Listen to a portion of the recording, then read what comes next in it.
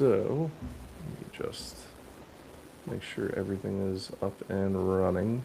Looks like we are good on all fronts. So now, I just need to do this.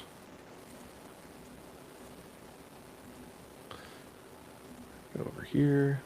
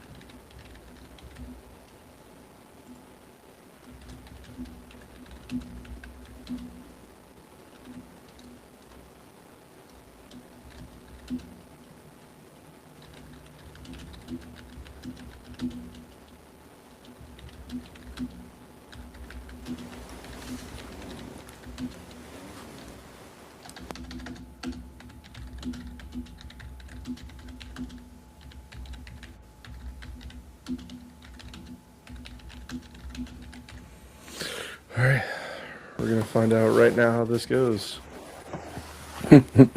Trial by fire, right?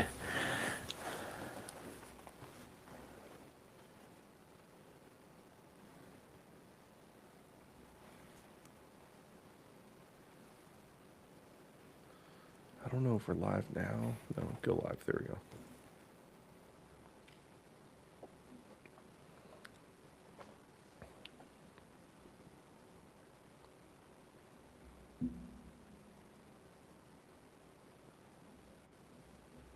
It looks like we're up and rocking.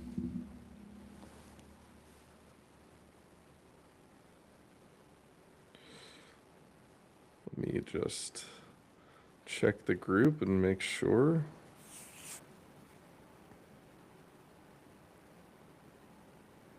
We're supposed to share in the group right now, but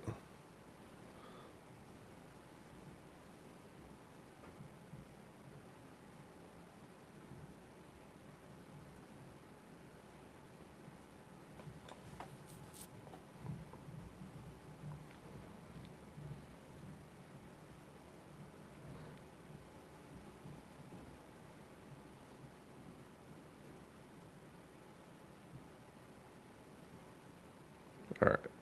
I just shared it in the Facebook group, so I'm thinking that we are in the right zone right now.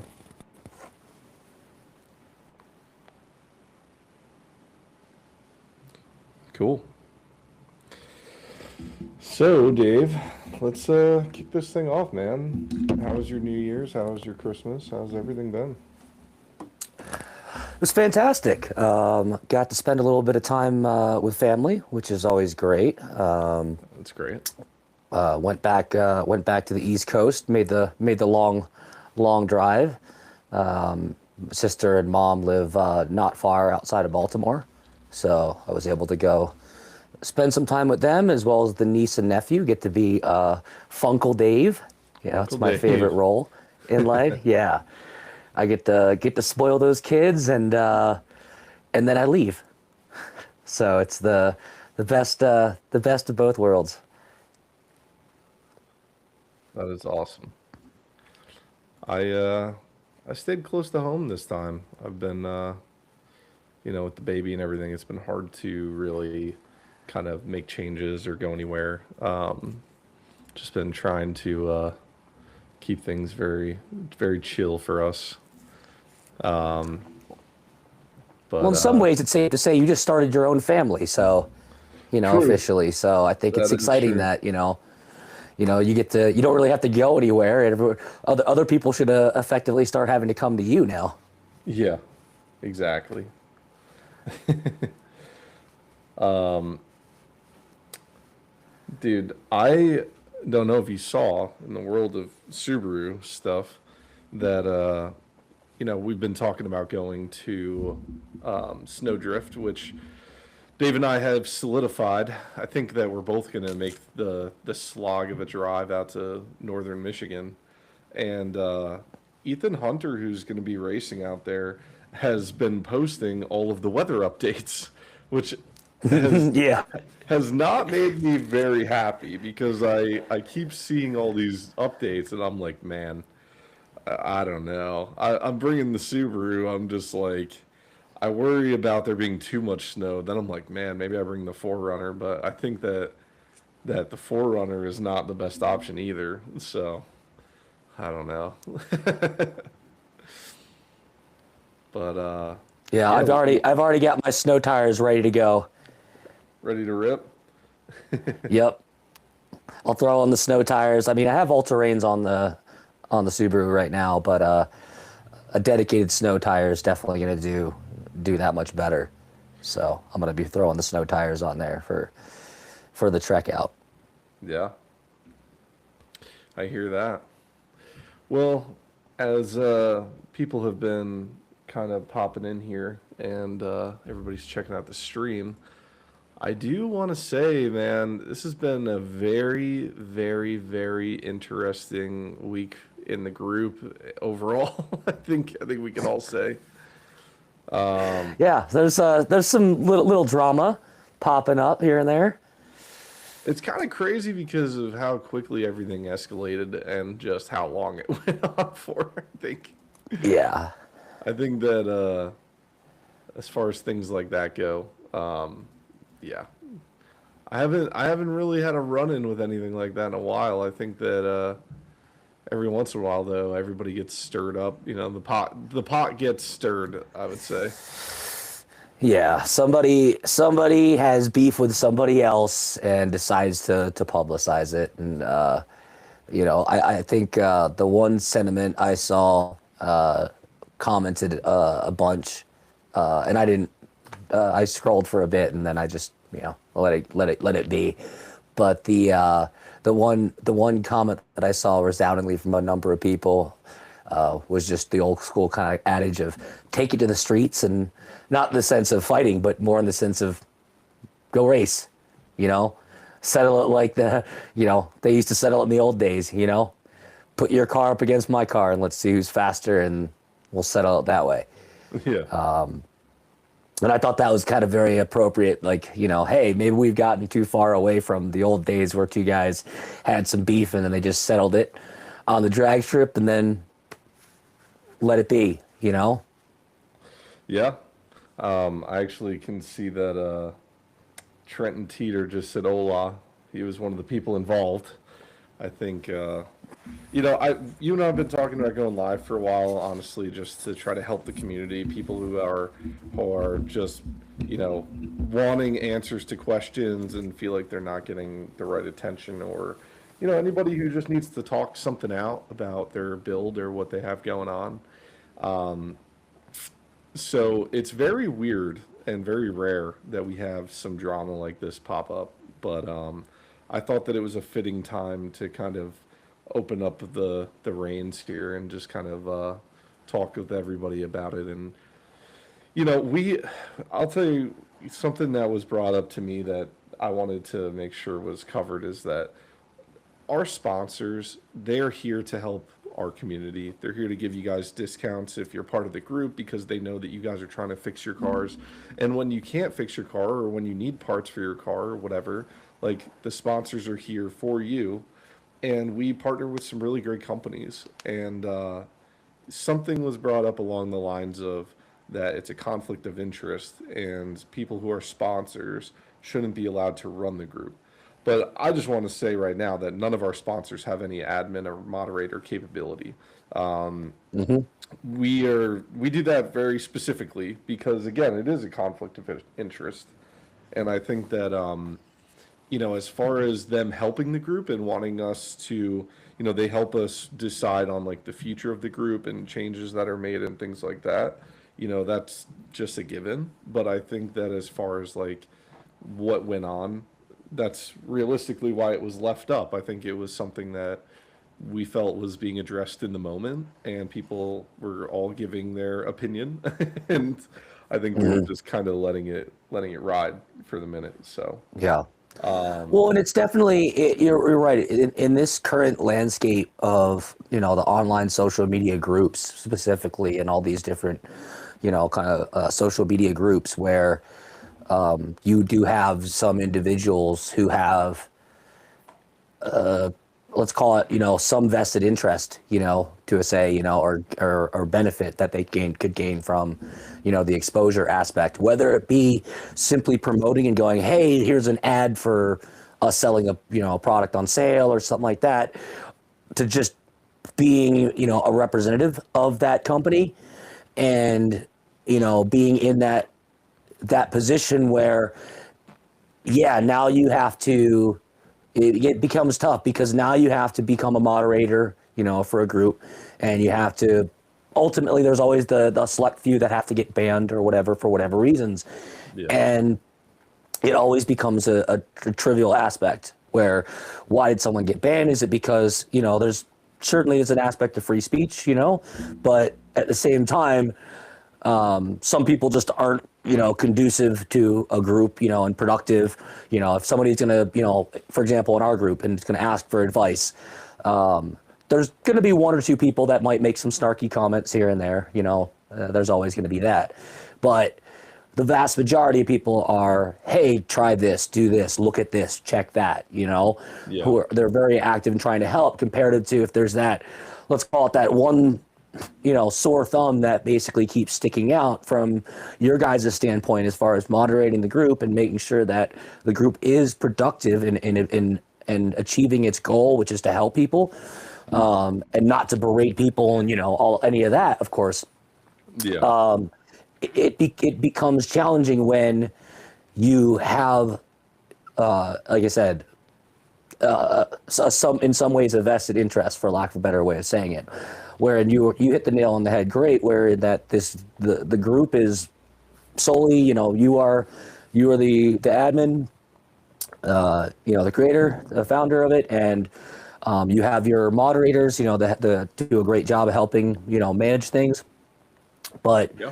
your goal is underlying not to sell anything to anybody. Yeah.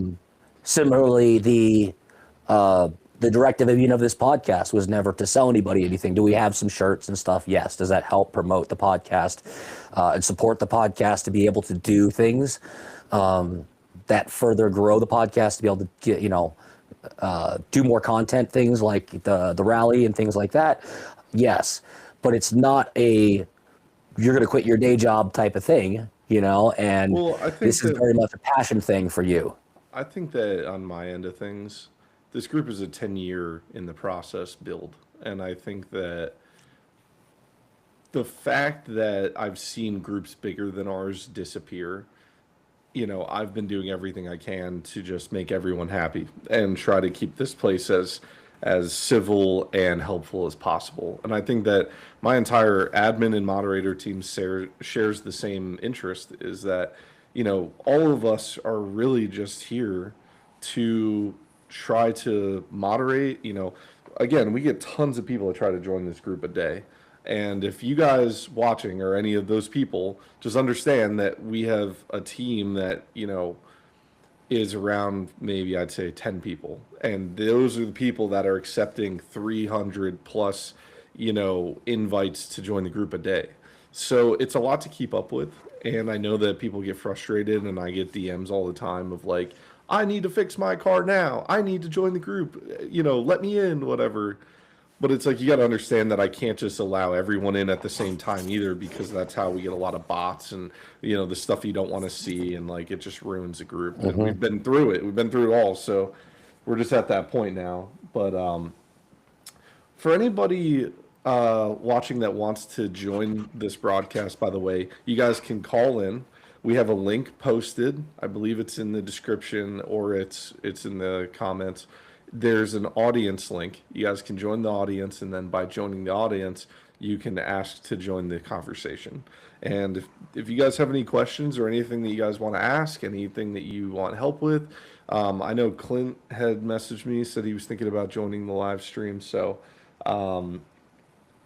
That's we're testing this out. We haven't used our live stream feature before, and it's supposed to be very simple where you guys can just click the link, join the conversation, ask to join, to join in and basically hop on the voice call with us.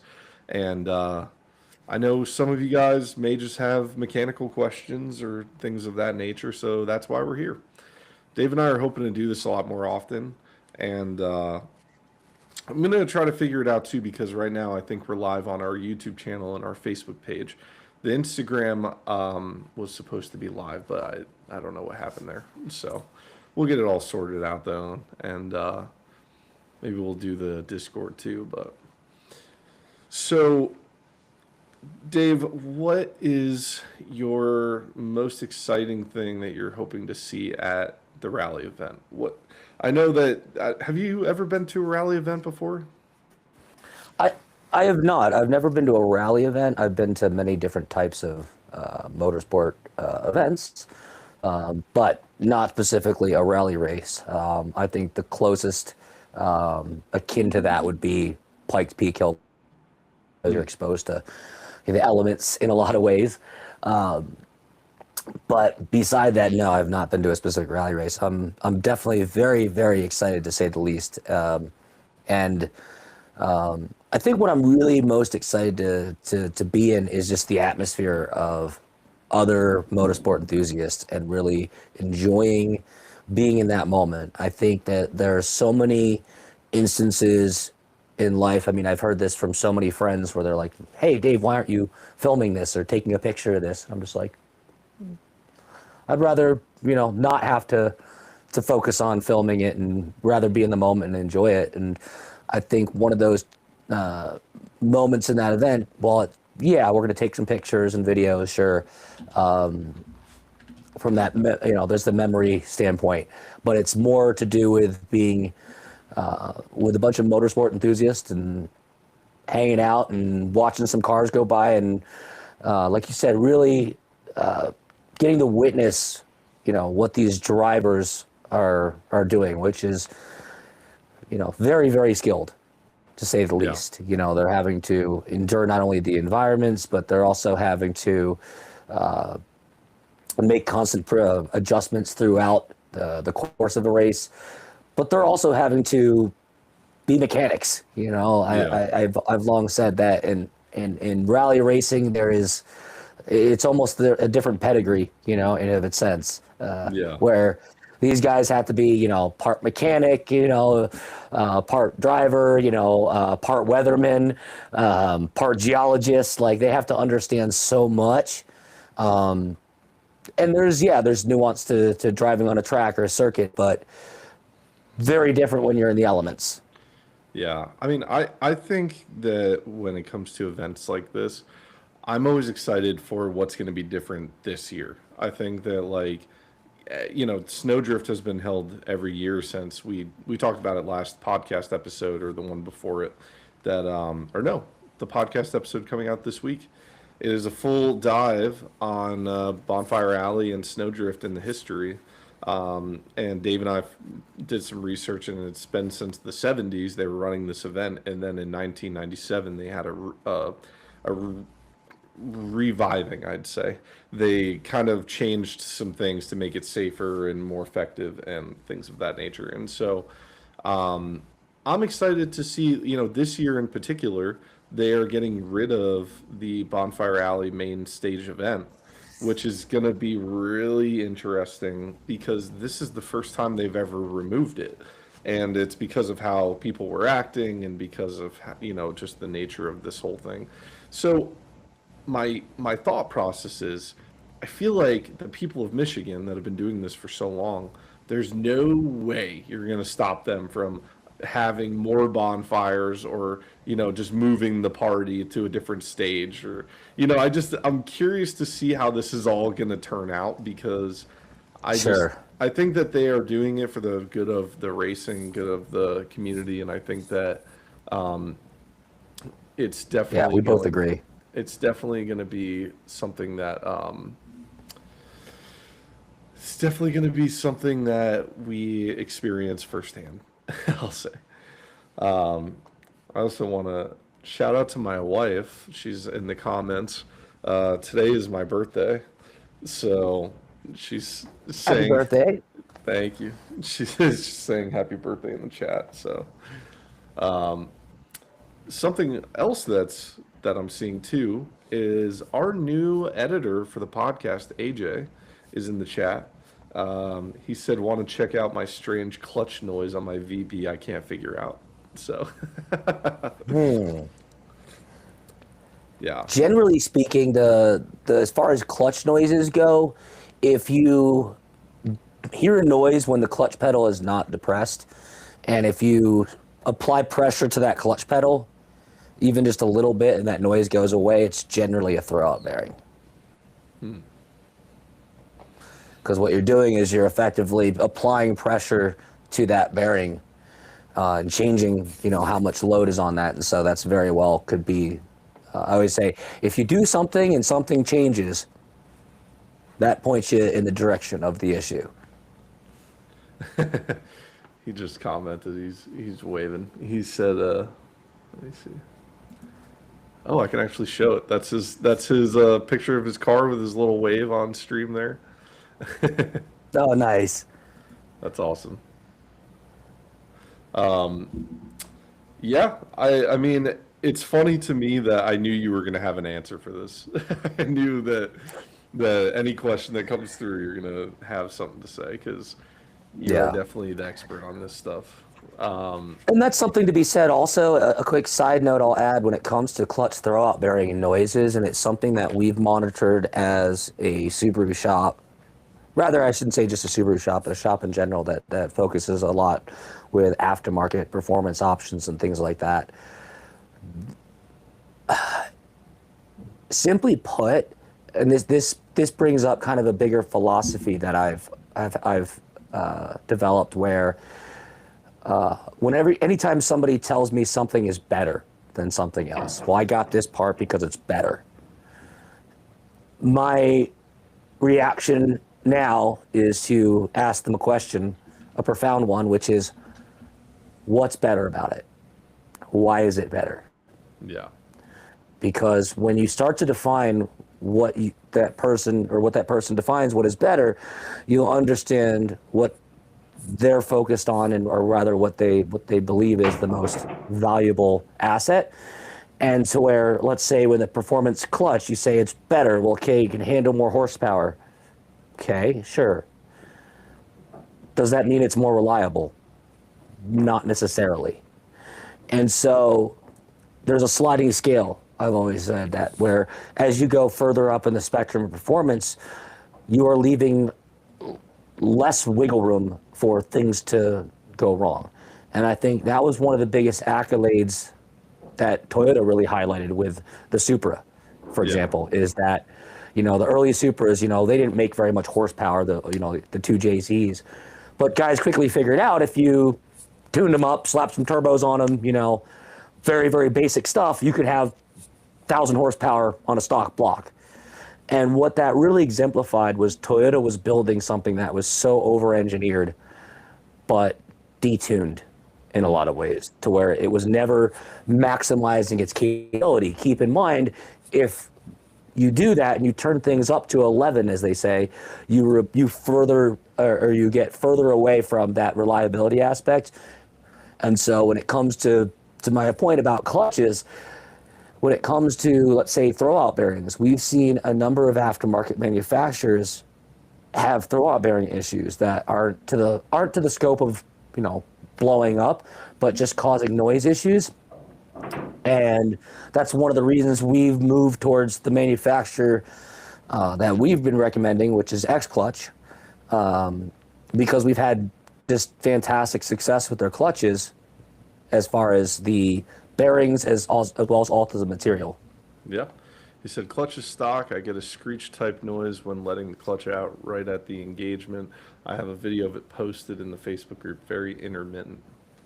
Also, real quick before we answer that, Clint posted that he's here. So he's not sure how to call in, wanted to say Happy New Year.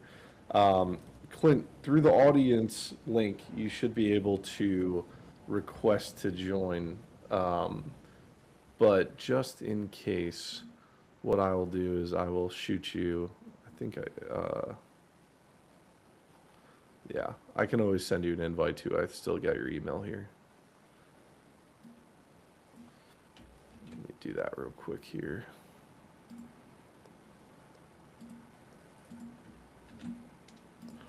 There we go. But yeah, that clutch noise, it still sounds a lot to me. The fact that when you're coming out, that just sounds like something to do with the throwout bearing itself.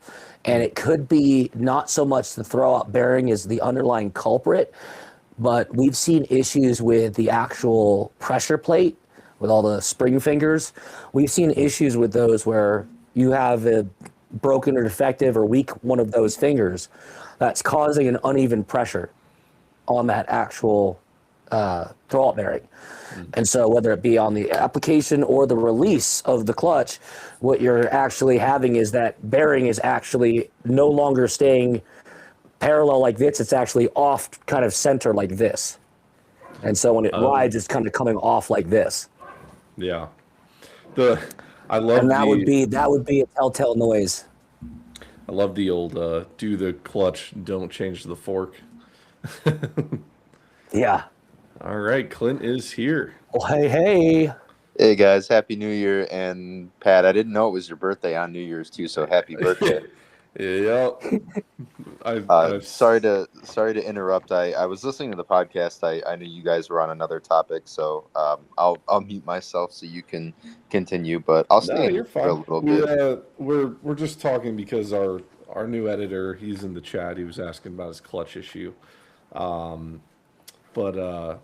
Yeah, man, I'm glad that you're here. We were just talking about the nonsense of the other day. I just, I thought it was a pretty interesting night for everybody involved.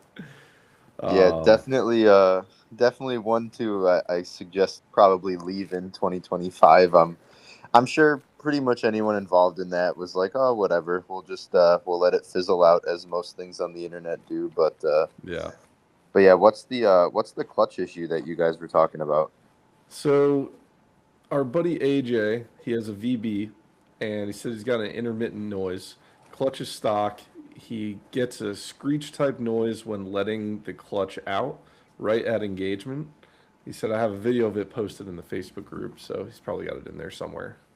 You know what? I wonder if I can actually find it and put it up here. Let me see. I mean, to me, that sounds like a classic throwout bearing issue. I don't really see that on the VBs as much. I'm not sure if they utilize the same factory components as like the VA chassis does, but I know that was one of the most common issues with the VA. I mean, it starts off as that little screeching noise that comes and goes as you press the pedal, but it gets worse and worse over time. I mean, shoot, even in my Honda Fit, I have this throwout bearing noise too, so maybe it's just common among many different platforms. Who knows? Yeah. Oh, you know what? I actually do have the video here. I can actually put it up in here. Let me do that.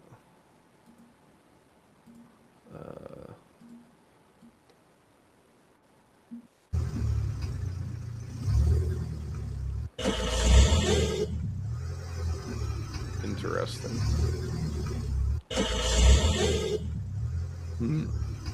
That sounds horrible.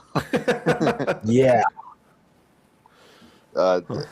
Maybe that's not throwout bearing. Based on the video, like audio quality doesn't seem that good on that, but it just sounds like. And it's always hard when it comes to noises to narrow down, and that's one of the reasons why noise diagnosis is just the hardest thing, because you can isolate it to, okay, it's stethoscopes and everything. Okay, it's inside that transmission. Is it the transmission itself? Is there a gear issue? Is it something to do with the clutch? It's the old, but I think every mechanic secretly wishes Honey, I Shrunk the Kids, the old movie, was real. If you had like a little shrink ray gun that you could shrink yourself down, to the size of like, an ant, and just like stick yourself inside the transmission and go, oh, okay, there it is. There's the noise, happening. But that's the hardest thing, and that's where ultimately we can only isolate things so far. And certainly I would say to AJ, the best case would be to get it, if you haven't already, have like a really competent shop and try to isolate that noise further on a lift. Because if you can recreate that on a lift, being able to get underneath the car with the stethoscope, you might be able to isolate a little bit better where that noise is coming from. So it actually says here that he's been to the dealer multiple times and they have not been able to duplicate it. Happens only in first gear. It happens about every drive now, not just taking off. It's kind of intermittent, but he's had noisy throwout bearings in other cars, and usually it's like a squeaky chirp with the clutch out. And he said he's only got a short shifter that came with the car. It's a 22 base with 40K on it. So, interesting. He's going to be probably outside that warranty period at that point. Unfortunately, I wonder, because I know there was a very popular technical service bulletin for the same issue on the VA chassis. Wonder if they have one for the VB. I'm not sure. Yeah, that's interesting. I don't know. I the whole warranty thing blows my mind too, because I've had like a tech of mine who he blew 3 different transmissions and like fought with Subaru to get everything covered, and like, it's always that game with these WRXs. Like they just always assume that you've done something to cause this. It's like such a battle, which is unfortunate because I feel like they do go outside of their way to look for that stuff now. Like the thing that we've run into when I was doing Ford Performance stuff is that when you tune like an Explorer, the STs, normally you pull the tune off, right? Everything checks out. It looks like the car hasn't been touched or whatever. But now they're checking how many times the car has started, how many key turns it has since you brought it in. So like they will literally, if you flash it in the parking lot and you bring it into the dealer, they're going to say this car only has two key turns on it. So they're going to say there's no way your battery just died in the parking lot, and then you know what I mean? Like that's how they're kind of like trying to get people. The thing that they're actually able to do, and this is something new to Colorado emissions, is they can actually determine how many times the ECU has been flashed, whether or not, okay, it's still running factory software, great. Okay, let's just see that the car has been eligible for 10 software updates since the ECU has been eligible for 10 software updates since its inception, it's been produced. And the manufacturer, assuming to tell 10 of those updates, it would only have a counter of 10. So when they go there and they see a counter of 22 times that ECU has been changed and flashed, they can see this. And that's the thing people don't realize is, and Clint could confirm this, is there's actually a counter in the computer that says how many times it has been basically tampered with, in a sense. Yeah, absolutely. You're both right about both of the things that you said. Another thing to also add on there is I don't know the nuances of this, because this kind of goes into the computer engineering side of things, but I know with programs like ROM Raider and even with Ecutech, you can check something called a CVN. I'm not 100% sure on what that acronym stands for, but essentially it's like a security code that is hard programmed onto the computer. Anytime you change the ROM or any of the information on that car, that number will change. It's almost like a hash. Yes. And if that number doesn't match what the dealer has for that factory computer, because they keep those records, let's say you go and you buy a brand new VB and you throw an access port on there just to monitor stuff. You can run the factory simulated map. If you pull that thing off and you bring it back to the dealer and the car's got 1 mile on it, that might be a reason for them to deny you, on a warranty claim. Now, that and I know that's a fact too. That code that you're talking about that changes when you tune it. Now, does that change when they do updates at the dealer, like radio updates and stuff? Because we do. I was going to say we do software updates at our shop because we have the SSM, the factory tool or software, and we can do the same. And compared to the dealer who charges, sometimes $200 per update, which is ridiculous. we just have one flat fee to do all the updates the car needs? Yes, you're right. It's the CVN number, and every time when we do an update, we actually see there's a whole thing that comes up on the computer. It says, here's the old number, here's the new number that's going to be written in. And again, that is all through Subaru. And so, like you said, when they plug it in, they can see all of that. And same thing, I can see it all too, so, because I have the same software they do. So I can plug into any car and I can see how many things don't line up, if that software for that doesn't line up with what it's supposed to be, as well as also I can see how many times that software has been changed. So even if it is running the right software, I can see it's been changed 22 times and go, that's not right. Yeah. Yeah, absolutely. And like you said, if you're like certified through Subaru to do their factory updates with the factory tool and all that, that's something where they will see that CVN change, but they can also track it and trace like what operation was performed that caused this. Oh, it was performed like a dealer authorized service tech with a dealer authorized update. So stuff like that. We have an actual license for our software for anyone that it's very similar to having any other kind of license, like honestly almost like a subscription, but yeah, if you don't have that, you can't use it. And so that's the other thing that people don't realize, is that software is tied to our shop, as well as also it has to dial in to the internet to use. So every time that we use it, it has to have an internet connection to verify, hey, you paid for this. That's the real reason, surely. But they also want to make sure they know who's doing what, which is understandable. And so there's a trace.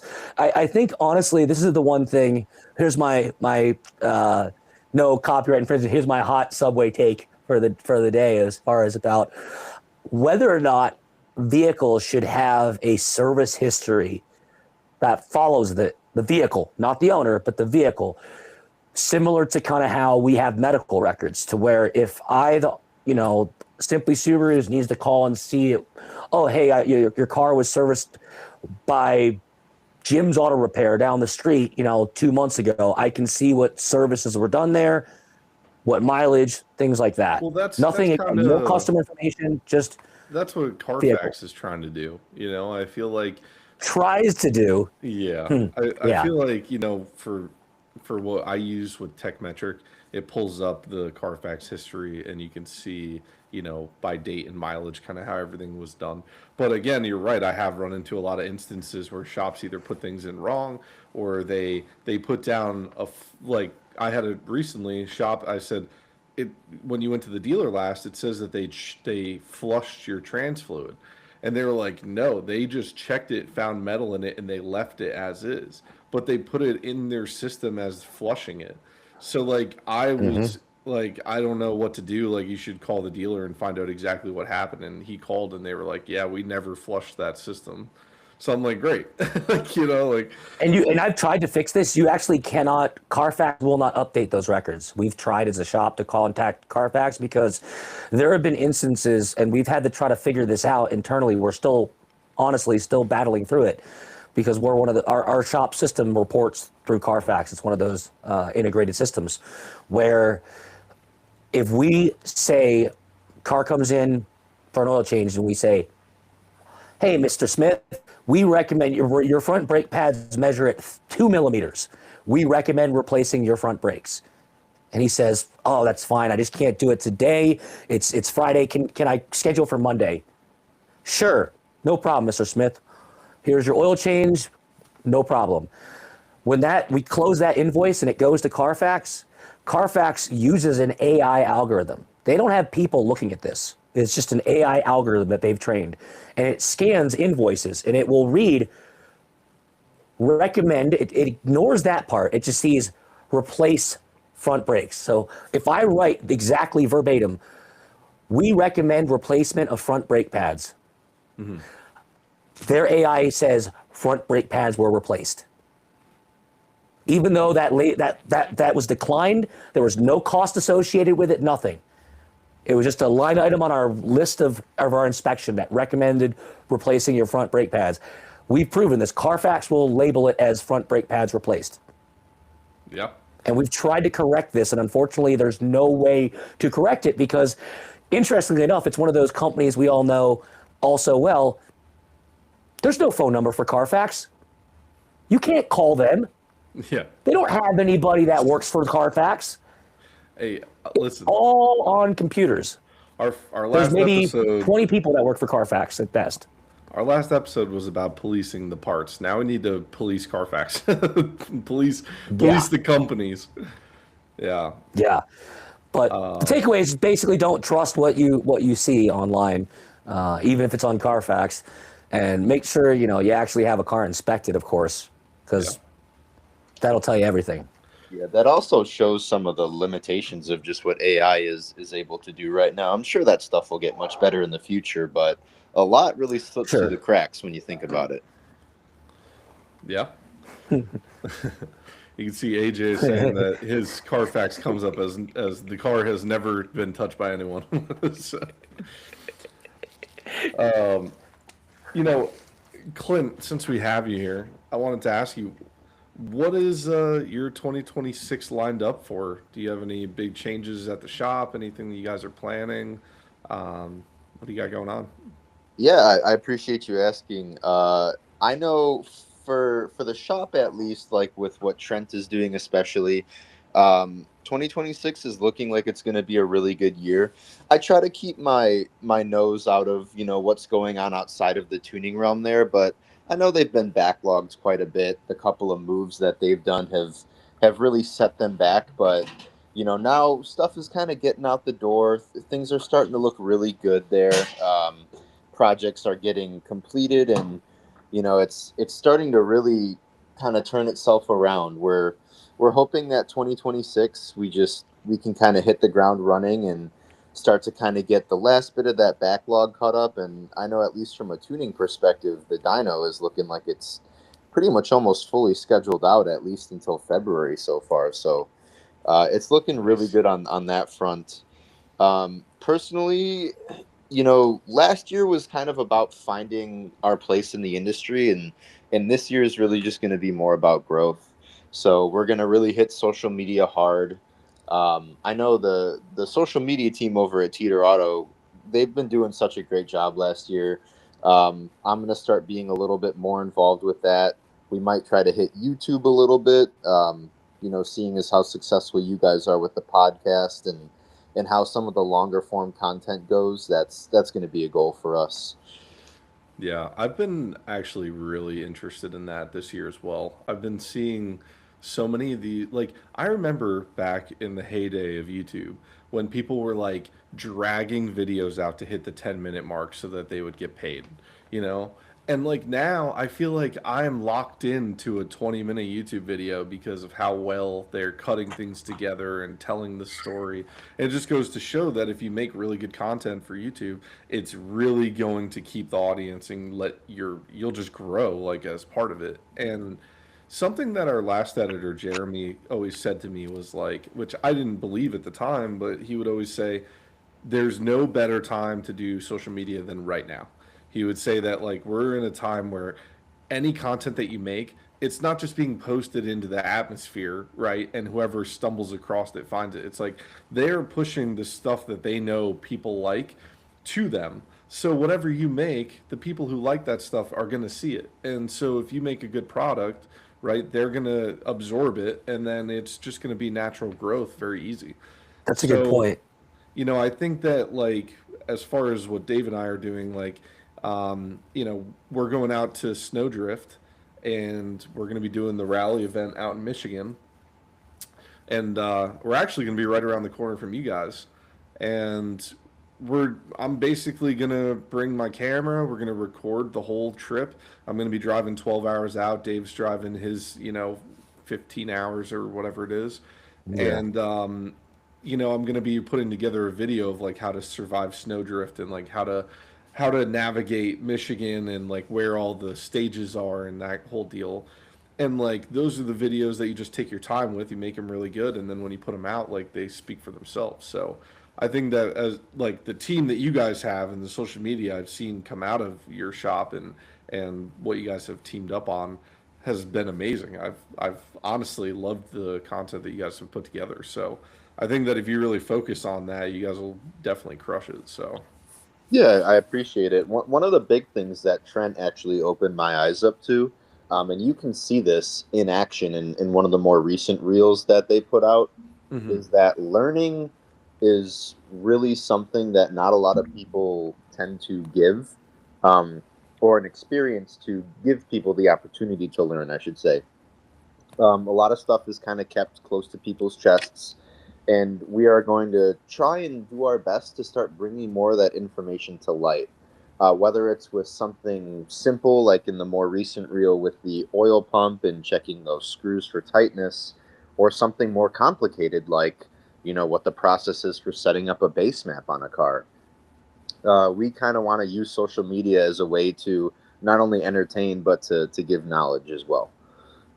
So yeah, we'll see how that goes. Obviously, we don't want to have like a 10-step crash course on to how to rebuild your engine, because it just leaves so much room for questions and issues like that. But we'll also explore maybe having some formal courses, whether they're in person at our shop or online for people who might be across the country. So we'll see what happens, but I think a big key takeaway of last year is like we kind of stuck to what we knew, and now it's time to branch out and kind of take a couple of leaps and see where we can expand. yeah, Yeah. and I think that but the difference between you and Teeter and kind of what you guys do for a business, like shops, you're going to get somebody who can work on your car. You know that if they specialize in Subaru, right, they're going to be kind of geared towards that field. But I feel like being a tuner, it's very different. It's like, to anybody who gets their car tuned, right, it's just black magic. They don't understand, like, they understand a little bit of it maybe, but like, really Mhm. it's, hey, my car doesn't run right. They bring it to you and then now it runs right. And it's like, whoa, it was like, you did a magic trick. So I feel like for you, it's like so tough because you have to make the name, and like people just go with the name because they don't know anything about the product. Like it's tough versus like when Teeter makes a crazy engine that's rated for 600 horsepower. Well, people can understand that, right? They see the engine, they see the price tag, they know what it does, and they know what they're getting. It's like with tuning, it's kind of hard to explain because it really is like a specialty thing. And like I'm sure you see it every day. It's like it's tough to kind of have those conversations, especially with somebody that maybe doesn't grasp the tuning side of it. And so I think that like as far as getting your name out there and being at Boxer Fest and doing all of the big events and stuff, like you guys have killed it this year. I think that I've heard your name more this year than any year before. And I think that now you're right. Like growth is really the next step, and it's more of like now kind of getting into the little areas where you're gonna really kind of find your stride. 100%. I mean, you're spot on. The biggest thing is, especially with the Subaru and like the more niche markets, man, it's just there's so many people who are very good at what they do. Pretty much any big name that has been around and is still around, they're around Mhm. for a reason. It's one of the reasons why it's not necessarily beneficial to go out and say, oh, this engine builder isn't as good as this one, or this tuner's not as good as that one. Everyone does good work, man. Like that's one of the coolest things, and one of the things that I personally love so much about the Subaru community is you have so many options. You know, Yeah. like we have clients that are across the world, but there's also people who are right next to us who have the option to either go with us, or they can get their car tuned remotely with someone that they like more, and it's like that's either way it's totally fine. Like it's good to see that it's that people have options when it comes to building or modifying or even just maintaining a car that's not modified. That's one of the best things I love about Subaru. And we are branching out a bit now. I think a couple of recent reels that Trent put out, they're doing some work on trucks. I know Yeah. myself, I'm personally building a 350Z with a VHR swap. So we're kind of trying to branch out into different platforms. But Subaru will 100% always be that home base. It's going to be what we specialize in, what we know best. And, that's kind of where we've set our roots. Well, Clint, I have some good news for you. Do you want to know who owns Ford Mechanics? Do you want to know who owns Nissan Mechanics? I have a feeling like I know. Do you want to know who owns Toyota Mechanics? Simply Dave, you've been outed.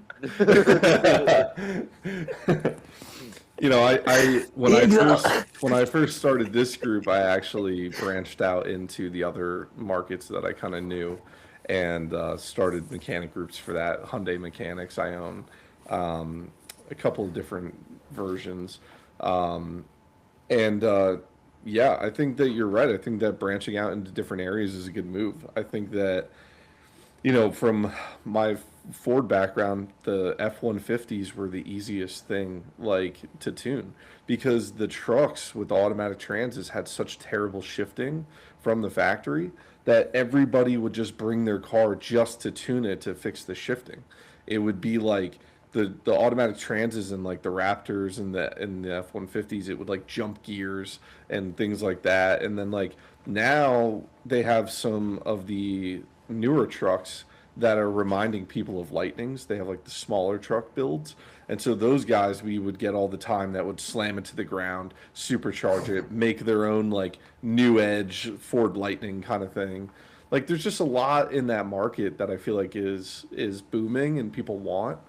And sticking with Subarus is not a bad area to be in. I think Subaru really goes with performance a lot, but there's so much more in so many different markets, and like Dodge is doubling down on well, the EPA is not like super cracking down on us now, so we're gonna just take the reins and run, and it's like there's just a couple different areas now where you're gonna see all these different cars come through, and I think that that's a good opportunity for you. Yeah. Well, and we've talked Absolutely. about it not only on the podcast, but Clint, I know, as well as Trent, and we've talked about it. I think the landscape, that is automotive, how it's not only changed so much, but it's almost, I feel like and maybe this is in part because we're so ingrained with technology in a lot of ways. So much of cars nowadays are so technologically advanced in a lot of ways with all the things that they're coming out with. And I think that it becomes a challenge where, as a niche shop that says, okay, I'm only going to do Subaru, and then, okay, I'm only going to do Subaru Performance. Well, 10 years ago, you would have had a line around your door of cars lined up, and now things are different, and for a number of reasons, without unpacking all of them. But I think that every business is looking at, how do I stay afloat in some capacity? I don't want to sound, the alarm bells, but I think we're all very aware of how can we serve more people, essentially. Yeah. And so to try to put yourself in one direction of saying we're going to do performance, but we're only going to do performance of one thing, versus, okay, well, maybe we do performance, but we do other things, makes absolute sense. And I see that just from not only, small businesses, evolving, but bigger businesses have long been doing that. I mean, you look at one of my favorite examples of that is, look at Yamaha and everything that they build. Well, they build motorcycles. Oh, and then they build jet skis. And then, oh yeah, they build pianos. And then they build, wait, what? Go back to that one. It's like, wait a minute. They make pianos? What? and I think it just goes to show you that a company that makes pianos can, do anything they want to do, including something as, insanely different, you could say, is making a motorcycle. Yeah. Perfect example. It's so true. Yeah, I think with Yamaha, one of the coolest things is you can have an entire band and all of their instruments and all of their electric gear are all made by Yamaha, and then they can go drive home in or on their Yamaha, whether it's a car that has Exactly. an engine that was part developed by Yamaha or a motorcycle that was fully. It's one of Mhm. definitely the coolest companies out there for sure. Yeah. Oh yeah, I'm pretty sure the old Toyota cylinder heads. I remember learning about this, and I may be off on my facts, but I heard that Toyota using Yamaha cylinder heads for a lot of their early production engines because they were like, well, it would cost us more to R&D something versus they've already got this really great cylinder head, and we could just bolt it onto our engine pretty much. It was kind of a no-brainer. Absolutely. Toyota is, I mean, they have a very storied history that goes even into today's cars of collaborations. I mean, everything from what you said with cylinder heads back in the day now to the, BRZs and the Supra and all that stuff. They're a company that Yep, loves collaboration, and I think it's for the best.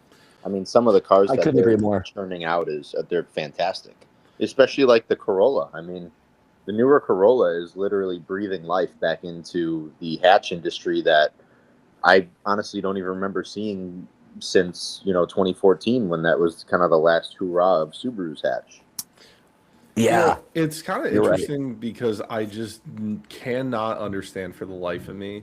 Every time they release something like a Lavorg, it's like the U.S. loses their mind and they wonder why we're not getting one. And it's like, I just don't get why they just don't bring it here. Like, you have the whole market being like, what the heck? Like, what? Like, we would buy this, and like, especially with like, dude, you look at the new Volvos, like the Volvo, I think it's the V80 or the V70s or whatever.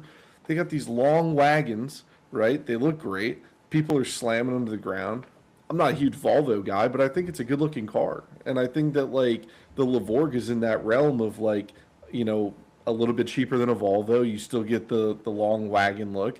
And people like those. Like I just don't know why. Where did all the Better wagons all-wheel go? drive system. Like, I know we're breathing life into the hatches here, but like there were wagons at one point. I feel like, all of the That's Outbacks true. and stuff are all just like basically cross treks at this point. Like there's nothing left. It's like what the heck? Yeah, my assumption is that really comes down to sales metrics, right? I really can't think of Sure. another reason why Subaru would not bring a Lavorg to the US aside from the fact that the previous year's sales numbers in the US show that it wouldn't be profitable for them to do so. I mean, all the emissions regulations, all of the safety regulations that would differentiate a US car from a JDM car or a European car, it is a lot of additional R&D. If the sales numbers don't support that, then it makes perfect sense. A lot of people say that they'll buy it and they'll be like waving the cash in the air, like, please bring it here. And then when it comes down to it, they don't actually bite. Yeah. Yep. I Shout out to Honda. yeah, I saw that comment. Honda's literally building rockets. Yeah. Exactly. There's our way. Talk about diversification right there, Honda. Good job. I saw the video today of the girl seeing the rocket go by in the sky, and it's like a straight piped Honda Civic noise. It's like, like, oh man, Banging off Yeah, the rev limiter. I mean, dude, like Yeah. look at the Audi RS6 Avant. What a freaking amazing car! Like, I Yeah. just like there's nothing like these cars. I just don't know where they're all at. CTS or the CTS-Vs used to have like a nice wagon look to them. They were a little boxy. They had a nice kind of build. I just don't. I'm like, look But at the dude. point is valid. It's the only reason they're not bringing them here. It has to be from a cost analysis standpoint, to where they just wouldn't sell them. And unfortunately, yeah, you look at the direction of, let's say, the Outback, even, which was kind of always their platform wagon, and it just kept getting shorter and taller and more scrunched up, and basically became an SUV. You look at the Yeah. modern day Outback; it's an SUV, and I guess my point is, as Subaru slowly went that way, you can kind of look at the generations of Outback, for example. They slowly started making it bigger and more, like an SUV. Yeah. And people kept buying them, or more people kept buying them.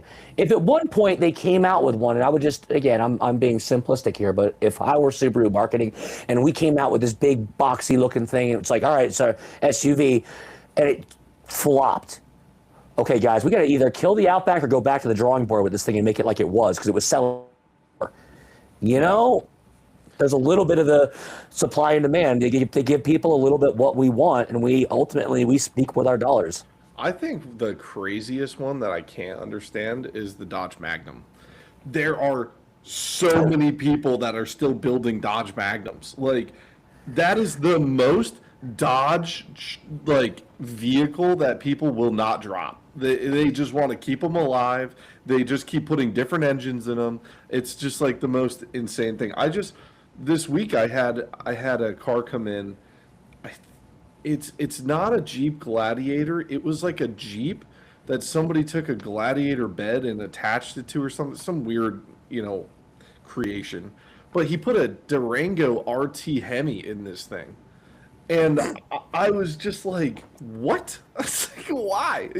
But it's like, that's the thing. It's like with Dodges, these guys just love taking all the Dodge stuff and just like shoving it into a new thing, and just, What if we put a Hellcat engine into a Dodge minivan? Dude, the CEO, do it. Dude, the Chrysler minivan with the Hellcat engine is amazing. I love that thing. Dude, and honestly, God bless these businesses, man. God bless them. I love that. I love innovation. Like if they only made hybrids, right? Like, let's just say Dodge just said, screw it, we're not making any crazy cars anymore. But they kept showing up to SEMA with stuff like that. They would still sell every car out. Like, people would be like, I don't even care if they don't sell this. Like, they're putting Hellcats in minivans. Like, that is crazy. It's insane. I want to be the CEO of that, because that's got to be the easiest job, because he never says no. It sounds like he just says yes. People come to him, or maybe they don't even come to him at all. He's just like, I'm the CEO. Don't bother me. I'm off on a yacht somewhere. Approve it yourselves. You want to build it? Build it. Yeah. He's just sitting back, just not caring about what they're doing. Or he's just like, yes, yes, yes, do it. I wonder what type he is. My cousin, he was roommates with the guy who runs the wind tunnels at Roush in Michigan, and oh, no way. So up at Roush, right? Like, they do a lot of testing there to figure out what works and what doesn't work and things of that nature. And when you walk in the shop there, it's like you don't even see a Ford in sight. It's like Ferraris, it's Lamborghinis, it's whatever, because their whole job is to rip these cars apart and figure out how they run, and just figure out the innovations that they've made. And they're literally just looking at this car, and they're like, man, like, how is the GT3 RS like still crushing it today? And they just pick it apart, and they see how they engineered things, and they just use it in their future cars. It's like such an ingenious thing, because they're not really like, they're part of Ford, but not really. So like, they're in that kind of like realm where they can mess around. But it's just insane. It's like, I love innovation in the automotive community, and that's why, like, recently I've just been upset by all the tracks going away and everything dying, because I'm like, why? Like, why? There's still so much life here. You look at Boxerfest, 8,000 people at one event. That's one out of the 10. And that's a niche event. I mean, we're not even talking about things like there's one local to us called like Tuner Galleria that's always popping. I mean, even events like PRI that just happened in Indiana. I mean, Trent and I were at that with our entire team, and it just shows that the automotive, specifically the performance sector of the automotive industry, is as booming as it's ever been. Yeah. And you know what? The one thing I took away from Boxerfest that really blew me away was that one of the biggest communities there was the 8.6 community. And what's interesting about that is that it's just a byproduct of Subaru teaming up with Toyota to make a cool car. And so I almost feel like if they did that with other car brands, right? They'll just keep picking up fans of different brands and bringing them into Subaru. Like all of those people showed up to Boxerfest just because they have a Subaru engine in their car, but they're Toyota people. You know, it's like it's kind of interesting. Yeah, I specifically Yeah. remember it was I don't remember, was it Boxer Fest where they had the ice cream Yeah, meet? yeah, yeah, So I Yeah. specifically remember being there, and I was standing there with it was like Anthony from Drunkman Tuning and some other people, and we just see like 30 BRZs roll up, all different colors. They all park in a line, and it looks like you just tore open a bag of Skittles and dumped it on the table. yeah, Like Yeah. it That was was like one of the a coolest great things. spot. Yeah, I It got a was so photo of cool. that, and it was perfect. Well, and that just goes to show you, you're right, Patrick, that it's an amalgamation where, you know, here are these guys that are almost kind of outliers within the Subaru community, in a sense. You know what I mean? Like, generally, you're right. You go to a lot of these Subaru meets, you don't see a lot of BRZs. Not, and I've always wondered why, you know, and I don't know that I know the answer to that, but it was really great to see how many of them came out to that event because and represented, because it was really, they are part of us. You know, they're part of our car culture. They're part of our car community, and you know, there's so many nuances. I mean, if somebody were to show up with, and I don't recall seeing anything like that, but if someone were to show up and have an LS engine in their Subaru and they want to show up the Boxer Fest and show it off, so be it, man. yeah, You know, does it have a Boxer engine in it? No, but they're here. They chose that car, that chassis to put it in. yeah. You know, I think they're every bit as one of us, in my mind. And you know, I would invite anyone, you know, like that to, you know, sit down at my table and, you know, break bread, as they say. Absolutely. Another cool thing to kind of piggyback off of that with the Subaru community is they're very accepting and involved in other communities as well. They're not sitting here thinking that theirs is the best. They're very open. I remember 2 years ago at SubiFest, I actually at the booth that I was running. This was at the Midwest Festival. We did have a couple of Subarus at the booth, but we also had a supercharged Mustang with the Coyote. We had my dad brought his Dodge Viper, and we had some other cars that just weren't Subaru, had nothing to do with Subaru. We just brought them there because we wanted to be a little bit different. And not only were the event coordinators super open to that, but people also came by just because they loved seeing something different.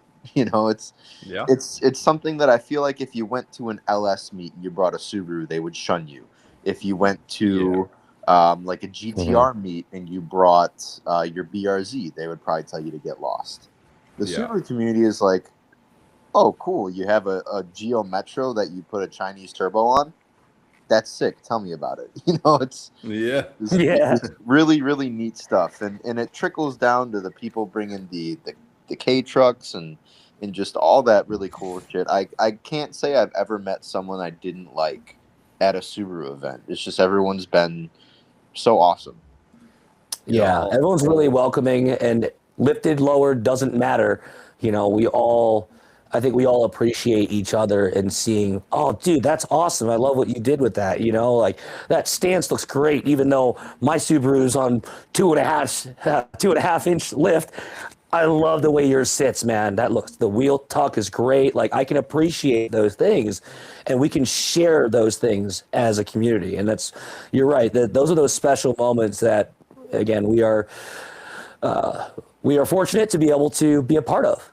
You know, I'm gonna out myself right now, but I can wholeheartedly agree with this because I'm gonna show you. This is a photo of me leading a Subaru drive in my supercharged Hyundai Tiburon. oh, the old Tiburons. It fits I, right in. I was big in the Subaru community. I owned Subaru Mechanics at this time, and I had a bunch of bug eyes, and I had some issues with them, and ended up selling them. And my first car ever was a 2004 Hyundai Tiburon, and I just always fell in love with that car, and always thought it was such a cool, like sporty looking car. Front wheel drive, didn't love that, but I thought it was cool. And then I found this one that was like a one of one. It was white with red leather interior. The guy that I bought it from, I went out to New York and picked it up, and then I found out that you can take a Pontiac, um, what is it? Pontiac GSX or whatever they're called, like the supercharged Or ones. GC8, or is it? Or G8 or Uh, something? yeah, I think it's a Pontiac Pontiac G8. G8. Yeah. That's it, So, G8. G8. so the supercharger from those Pontiacs, it's actually they make an adapter kit for the Tiburons where you can bolt that thing Oh my God. right on the back of the intake manifold. Oh, It was like the what? most insane thing. So I had that, and it was just like so wild. You know what? I probably have a picture of that. Let me see here.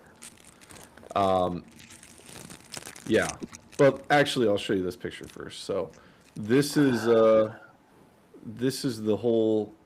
This is an old drive that we went on. This was a while ago, but this was everybody on the trip that I kind of led us into. So, I mean, you could see there's Nissans there. All the Honda guys are parked next to each other. There's a Prelude. There's an RSX. It looks like I like seeing those the Outbacks in the grass. That's perfect. Good yep. job. You got the That's proper Outbacks. Outback parking. It looks like there's a Volkswagen or there's a Chevy there. You know, like this to me is like exactly what you're talking about, Clint, is like you could see this is not just Subarus. Like we This invited car guys, man. you put the invite out to the Subaru community and they have no problem inviting their Honda friends and inviting their Chevy friends and like all of a sudden you end up with this really cool meet where like if this was all Subarus, right, you'd be like, wow, it's a lot of cool Subarus, but like this is where you're like, wow, somebody brought a GTR or somebody brought an RX-7 or like, you get these weird things that show up and you get to really see some cool stuff. Yeah. 100%.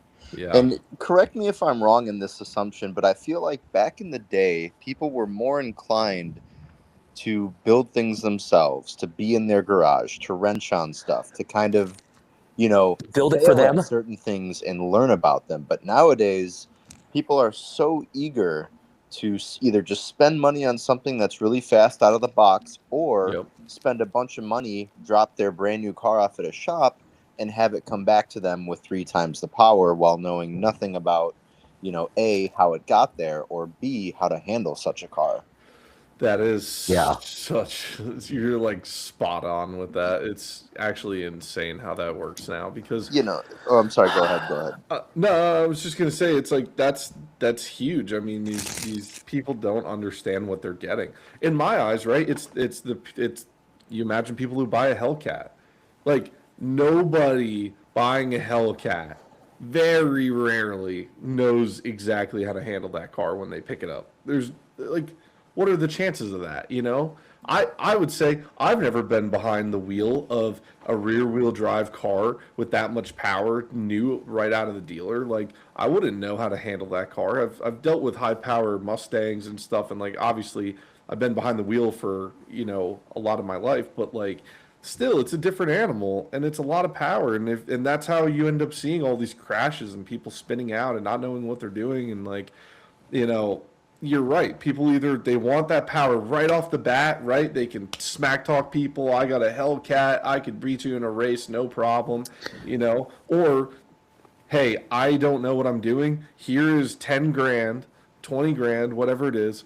I want this much power. I want you to just do everything now. I don't even want to think about it, and I want this car to be perfect when I get it. Exactly. Well, here would be my take though. I think at a certain point, and not to in any way, lump anybody into categories in a sense, but I think there's a majority of those people,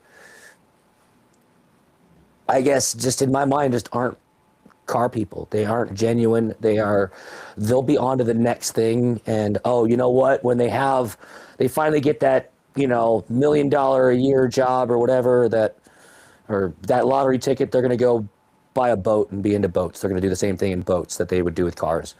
And so I never put too much attention into. I think the one that I think is close to home, that I think that we have direct correlative effect to, is the individuals that want to get into it for the right reasons. They're passionate. They want to learn about cars, And, something that Clint said a minute ago was how, inclusive the Subaru community on a whole is, which is wonderful. But that doesn't bode for all of the car community. And I think that there are different groups where they may not be as inclusive as they should be, and we need to be welcoming and bringing people into this community, and not, thinking back to your Tiburon. I was thinking about, I was like, man, what a great car, because I think the Tiburon and cars like the Celica, were these front-wheel drive cars? Yeah. Were they really that fast? No. Could you put some mods into them, make them a little bit faster? Yes. These were the epitome of gateway cars. I think you ask, most anybody, who's a motorsport guy, they'll tell you about their gateway car, what car got them into, thinking it was more than just a point A to point B, and for that person to go to Pep Boys and buy half of an aisle and stick it on their car, all the carbon fiber bits, while we make our jokes about that, I think that that's somebody that is trying to get into this space. And the more that we can be inclusive as we can and be welcoming as we can to those type of people, and maybe pull them aside and go, hey, look, man, the stick on carbon fiber, not a good look, something that's funny to me too is that some of these car brands, they like transcend Subaru. Like, I, being in the Tiburon community, right? I, was having trouble finding groups to get into. I had a couple friends that had them. We'd go to the drag strip, whatever. But like, I found a community out in like almost central Pennsylvania. Like, for me to go out to their meets, it was like 2.5, 3 hours to get out there. But I would go and I would meet all these people and like had a great time. And then all of a sudden, 5 years later, they all own Subarus. And they're joining the Facebook group, and they're like, oh my God, like, so crazy how we used to all be into Tiburons, and now we're all in the Subaru community, and like, we're all, we all need help, and like, this group is here. And like, it's just funny to me how if somebody was a Subaru guy, right, and they were like, I'm not gonna hang out with Tiburon people, like, whatever, like, they ended up being Subaru people anyway. So you might run into them again now. Like, it's just, you just never know. I've had much weirder things happen. I think that the one thing that the car community has taught me is you never know what's gonna happen. I mean, I sold my first Tiburon. It's such a weird story. Sold my first Tiburon to a kid, right? He was, right in high school. It was going to be his first car. I sell him the car. It's like 6 years later, and I'm at the bar, and somebody taps me on the shoulder, and I turned around, and I was like, who is this guy? And he's like, hey, he's like, what's up, man? How are you? I was like, I have no idea who you are. And he's like, dude, it's me. He's like, you sold me the Tiburon. I was like, no way. I was like, no way this is happening. Because he was out from PA, and I was at a bar in New Jersey, and he just happened to be there. He's like, so random. And he was like, yeah, man. He's like, I got T-boned. He's like showing me pictures of the car. I was like, no. But same thing. He's like, yeah. He's like, I'm in a Subaru now. And then I told him about the group, and like, we still stay in touch today. Like, it's amazing how some of these stories come out of this community, because, again, I know a lot of communities, like Clint is saying, they'll just, God forbid, you show up to a Miata meet on the Jersey Turnpike, and you're in a Subaru and whatever. Like, I've had that happen where I rolled into one of the pull-offs on the Turnpike, and there was like 50 Miatas, and I pulled through the line in my Subaru, and they were all like, boo, it's like, it's just like, come on, guys. That's how those communities are, though. They stick to their own, and it's nice too, I feel like, for you guys over at Teeter, because you guys are working on everything. So you are kind of like mixing the pot with the people that come in and the different cars there and stuff like that. So that's awesome. Yeah, absolutely. It is. Your story is great. I mean, just to see how that stuff truly does transcend, and it happens in more than just the car community. But I mean, Let me give you kind of a little bit of a good example about what I was saying before with how the Subaru community to me is different than a lot of other ones. There's a gentleman that is good friends with Trent. Trent has done a couple of engines for him, but recently he came in. He brought his Hawkeye STI. Uh, Aside from actually having everything machined at our shop, this gentleman assembled everything himself, set up everything himself, got his own Link ECU, and he brought the car to our shop to do his own tuning.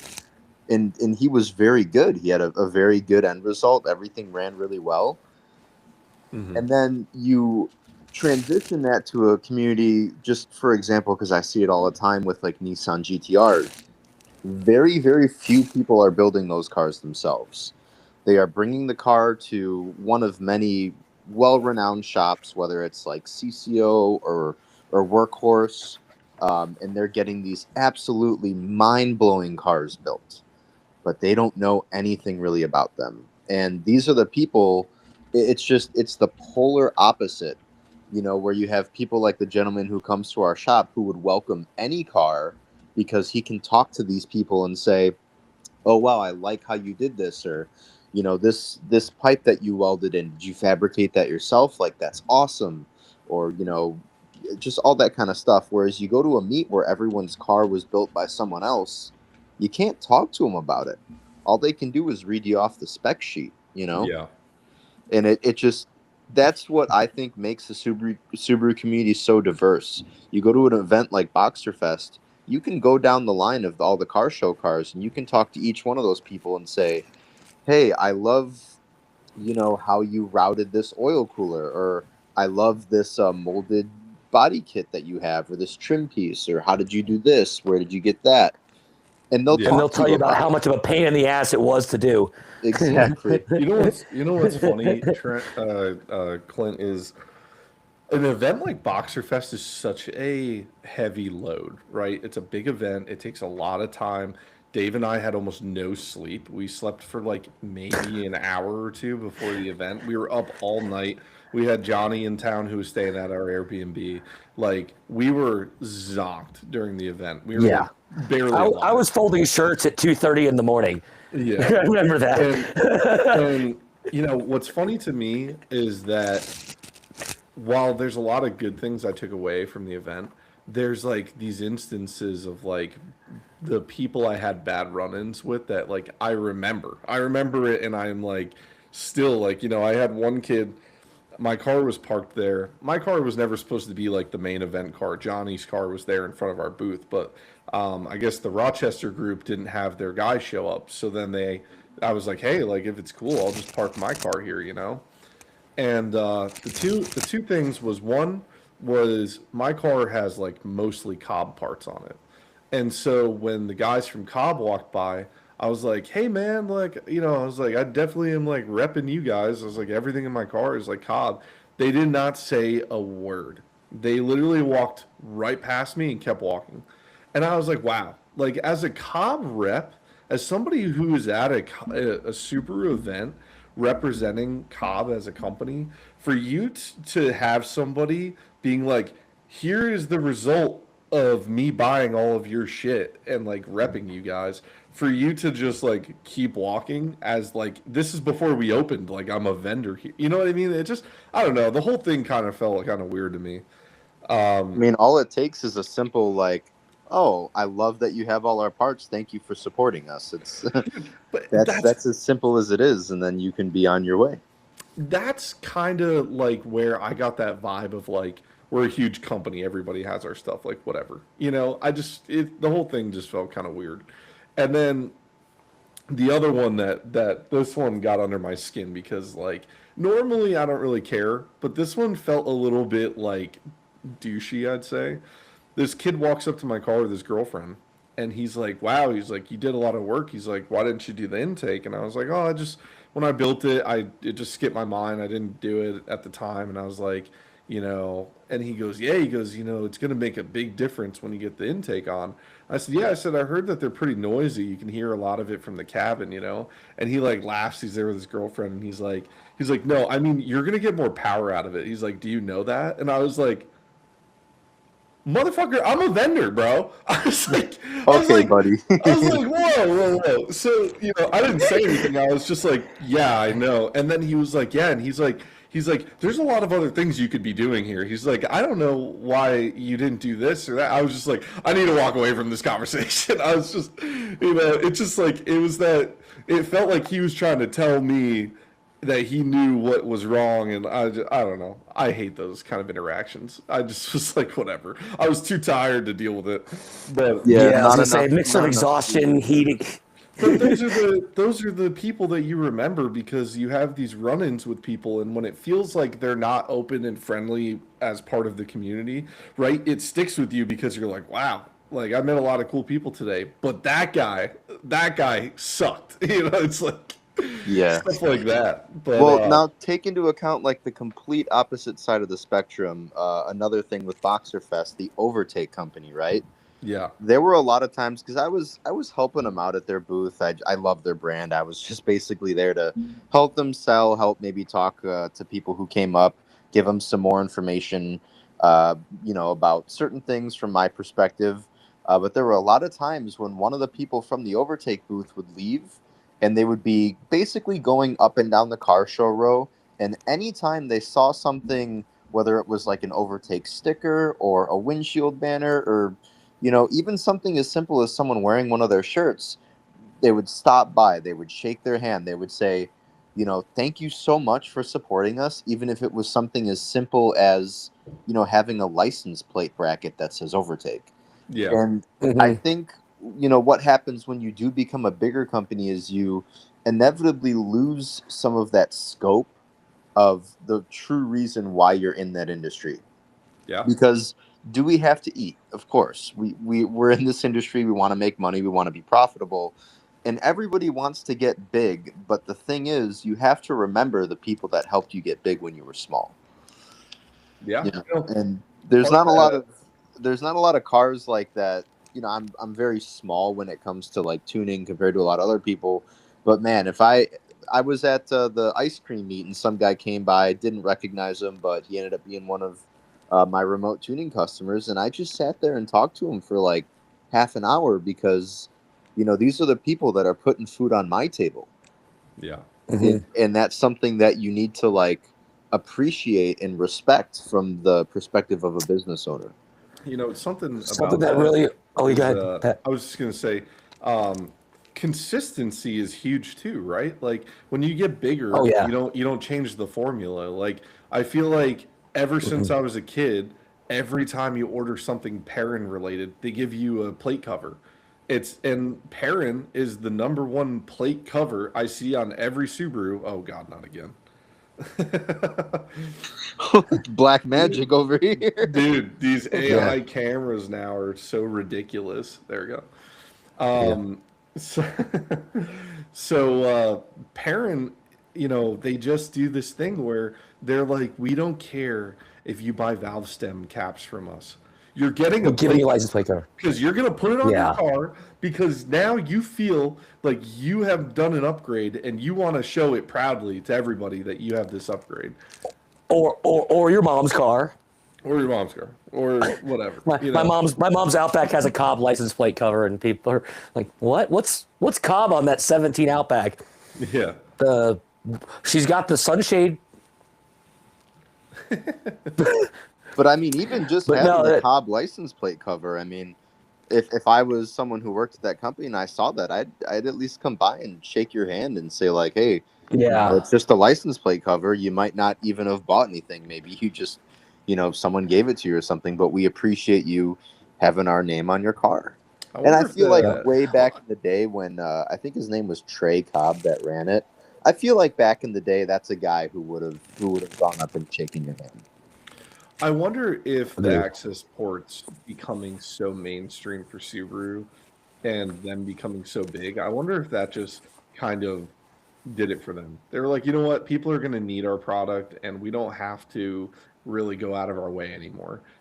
People know who we are, which is the number one mistake every business makes, especially when you're in a niche community and people like you need them to buy your business is like you don't want to just turn away from those people.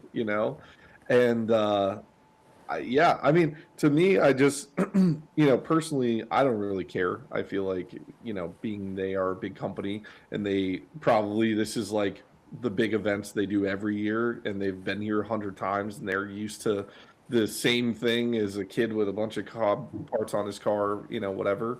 But I think that like you have to make that time. You just have to. You have to have those interactions because those are the people that are going to remember you and what you said, and they're going to continue to buy parts from you.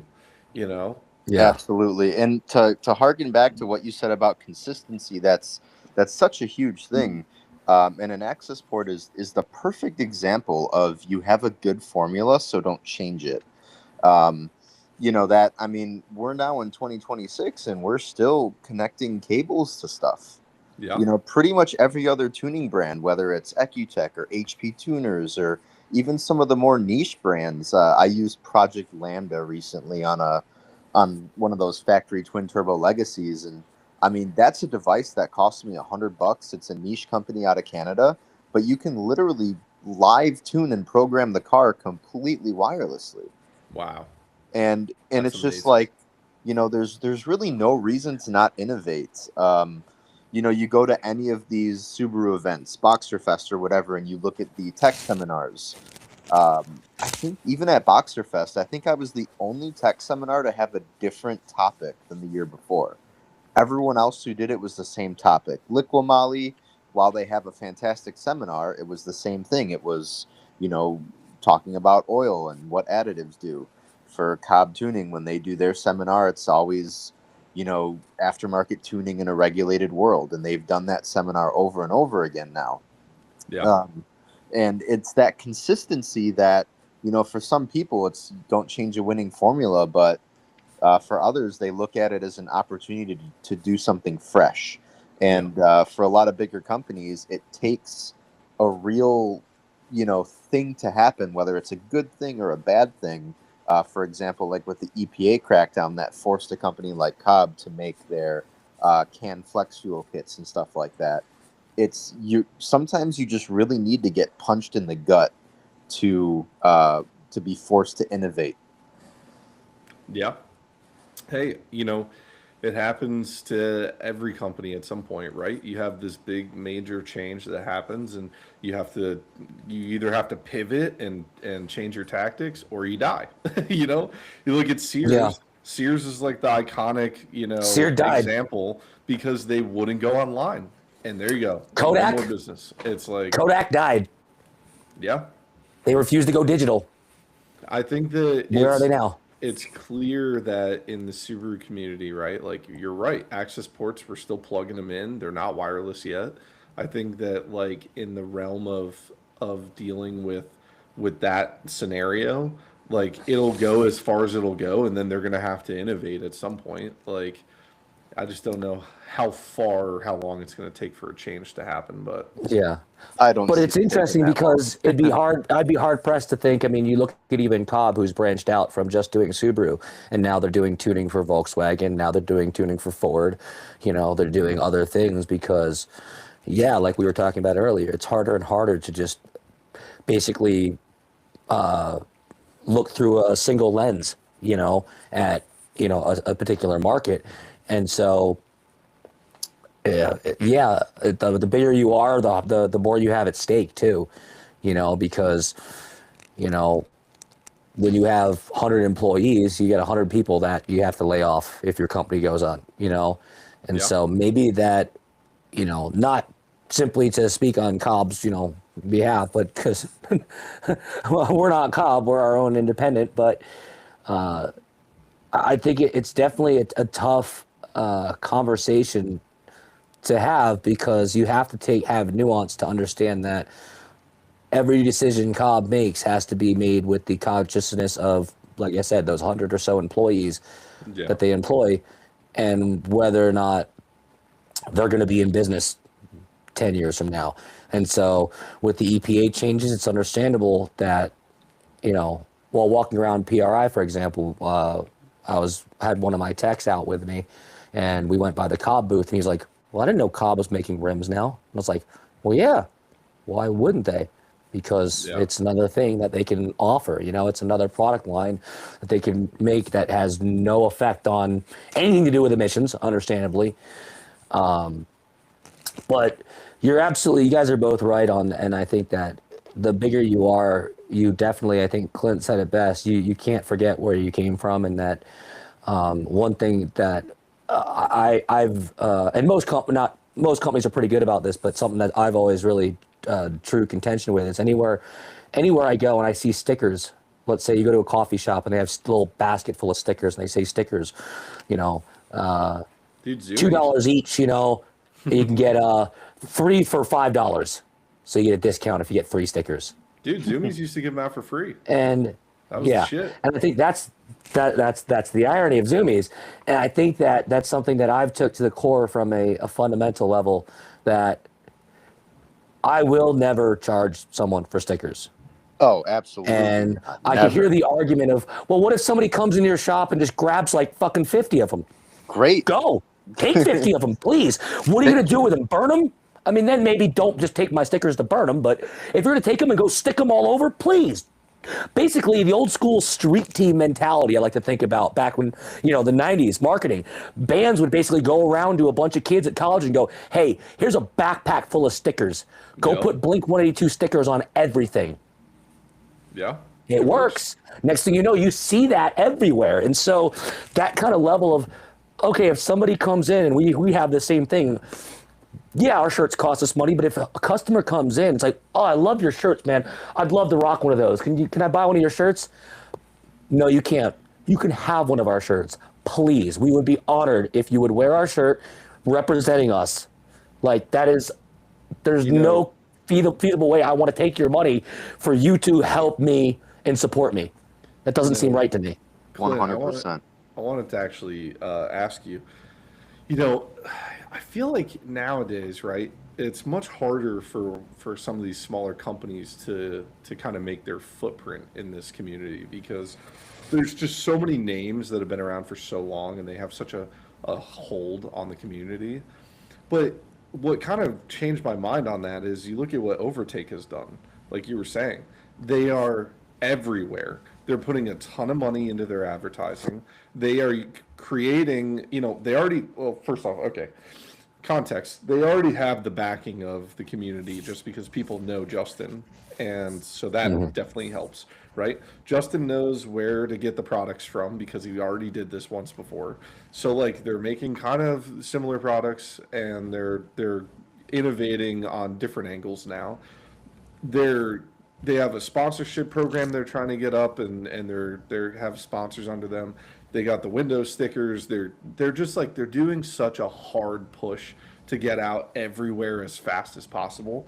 And I feel like they've done it. I feel like they really are, they have the booth at Boxer Fest, they have the cars out front that they have vinyl wrapped.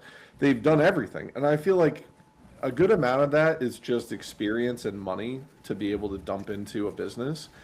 But I feel like also like it's hard because this community doesn't really just back in anybody, for no reason. I think that you really have to prove that whatever products you make are good and that people are going to use them. So, I'm interested to see your take on like how you think they got in so quickly, or if you think any other businesses could really get in like that and kind of rise. Like it's just kind of a weird situation.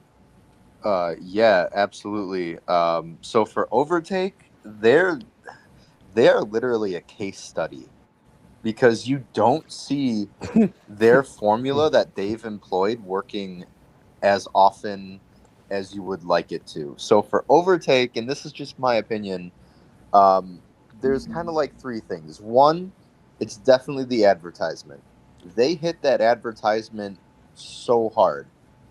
You guys remember Kevin from Subi Speed, right? Yeah. So Kevin, when he was with Subi Speed, was the face of Subi Speed. I remember building my car with my dad in my garage, going to Subi Speed's videos, hoping to see Kevin so he could walk me through how to install this or how to do that. And, now that he's doing his own thing with his media company and all that, I still will always remember him as Kevin from Subi Speed. To transition that to Overtake, you have Art over at Overtake. To me, it will always be Art from Grimspeed because he is the face that I always used to see in all of their videos. Whenever you get a Yeah. product and you need to look up one of their install videos, it was always Art. He was always doing the videos. And to now take faces like Art and Kevin, and you meet these people in person, and they are just the most amazing people in person, right? So Yeah. now you have Art, who is Overtake's powerhouse, in my opinion, and you combine that with people like Owen and people obviously like Justin, who are equally as amazing to deal with in person. You know, not only do you have part one, the advertisement, but now you have part two, where you have a bunch of just really, really kind people who are genuine and they're just super, super heavy hitters in the community.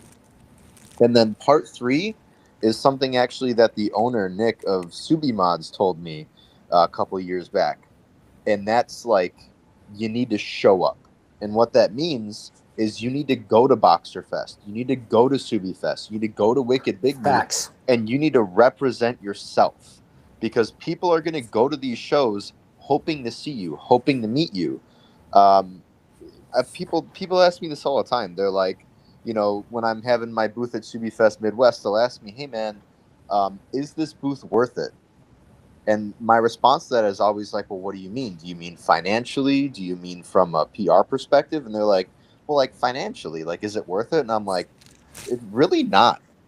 You know, I go to Subi Fest and I No, spend, you know, two way two to more twenty than you five make. $2,500 all in, including like the rental for the U-Haul, getting all the equipment down there. I'm blessed that, you know, I have a bunch of family and friends that help with these events all the time. Yeah. But it is super expensive, and that usually doesn't pay off. At least not for Hmm. me, someone who doesn't really sell hard parts. But by showing up in taking from Overtake what I believe is their step three to success, uh, that community outreach in and of itself is the resolve to spending that money to get out there. So It's an Overtake investment. by yeah, it's an investment exactly. And Yeah. Overtake by implying those three things: one, the social media; two, the heavy hitters and the friendly faces; and three, showing up. I think that those are the ways that they have just exploded in popularity. And like I said before, when they see someone at an event that has their banner or parts on their car, they will stop. They will talk with them. They will show their appreciation. And you know, when Justin Grimm comes up to you and says like, "Hey man, I really really appreciate you putting, you know, this boost controller from us on your car. Has it been working for you? You know, is it good?"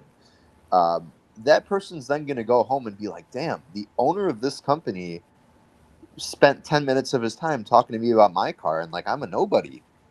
Like that's going to make you so much more eager to be like, "Oh, you know what? I will get that intake inlet, or I will get that windshield banner, or I'll buy a couple of t-shirts." So Yeah. you know, not to keep blabbering on about that, but I can't say enough good things about Overtake. You know, I'm on the hype train with them. I'm planning on going to Boxer Fest and hopefully helping them out with their booth again, just because I freaking love the guys. They're just Yeah. like the coolest people, and those are the people that you want to see succeed. Yeah, the podcast I did with them, I was not really sure how it was going to go because I don't have a lot of interaction with them outside of just buying parts from Groomspeed in the past. But it went really well, and I felt like Dave and I had some good questions for him, and just really cool guys. And on the side of Boxer Fest, there's that. So the good thing for us is that being a Facebook group, they let us in for free. We get our own booth and everything. The downside is like I don't know how much longer they're gonna let us do that because the the point of giving Facebook groups booths is that they want you to get people to buy tickets through your group link and to get people there. But like Guaranteed. we're a very international group with 300,000 people. Like for me to post the link up and have people buy tickets, like there's a part of our community like this, you know, that is going to Boxer Festers even within driving distance. So I think it's like kind of tough because wherever they get their tickets from normally or whatever, like if they want to go, it's like it really becomes difficult for us to keep proving that there's a reason for us to be there. And I think that the way that I kind of prove it to them every year is that we at least give a pretty good giveaway. And I think that as far as like the community, like we try to give out and give back, and like we had Johnny there this year and things like that. So I just really think that like what would be cool is maybe one year Dave will have to get together and see, like Clint does his tuning demos and stuff there. Like maybe we do like a Subaru mechanics class on diagnostic or something like that would be kind of cool to do. Dave builds an engine live. Definitely. I mean, you guys could even do something as simple as like a live oil change, right? It's just that's like the most basic mechanic thing, but there's a lot of people who go to these groups who genuinely just might not know or might not feel comfortable doing that. You know?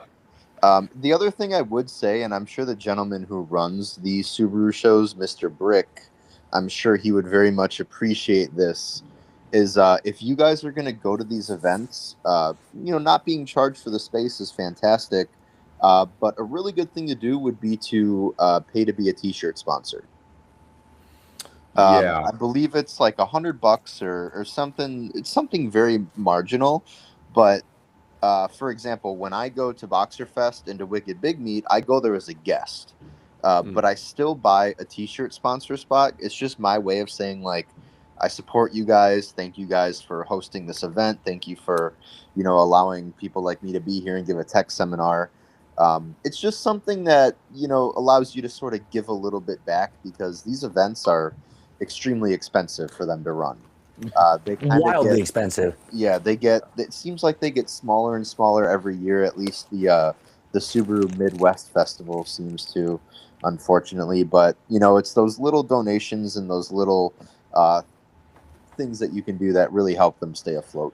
I wasn't sure if there was a way to just be a t-shirt sponsor. I thought that you had to do one of the vendor packages and then there was an option within that. But if I can just do the t-shirt package, I would do that every time. I didn't even know that was an option, to be honest. I can't even believe if it's $100, I would have paid it, no problem. Yeah, absolutely. So the t-shirt sponsor is, I think that's their least expensive option to be financially involved, and it gets your logo on their website, and it gets obviously your logo on the back of a t-shirt. So, it's kind of a cool thing, because people, thousands of people have these t-shirts, and it's going to have the Subaru Mechanics logo on the back, or you can have simply Subaru's logo, have them both on there, right? Like like you said, it's just about the supporting of the event as well, too. I think that's the larger takeaway, because as you highlighted, and we've done, as simply, we've done many events, and you're right, from a pure cost analysis standpoint, you might spend $2,000, $3,000, $5,000, on some of these events, between travel expenses, canopies, everything, all these things. It's not like we're using our canopy inside of our shop.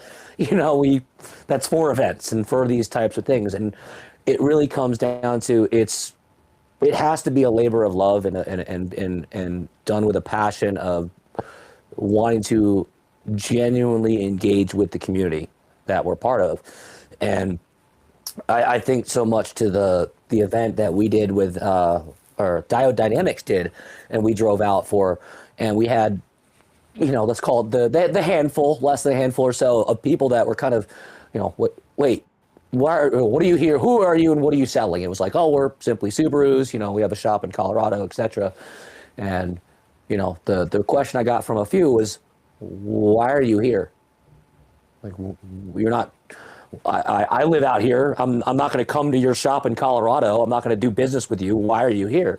And I said, simply put, we're here because we wanted to hang out with fellow Subaru enthusiasts and be part of the car community and hang out, have a good time, and support a great event.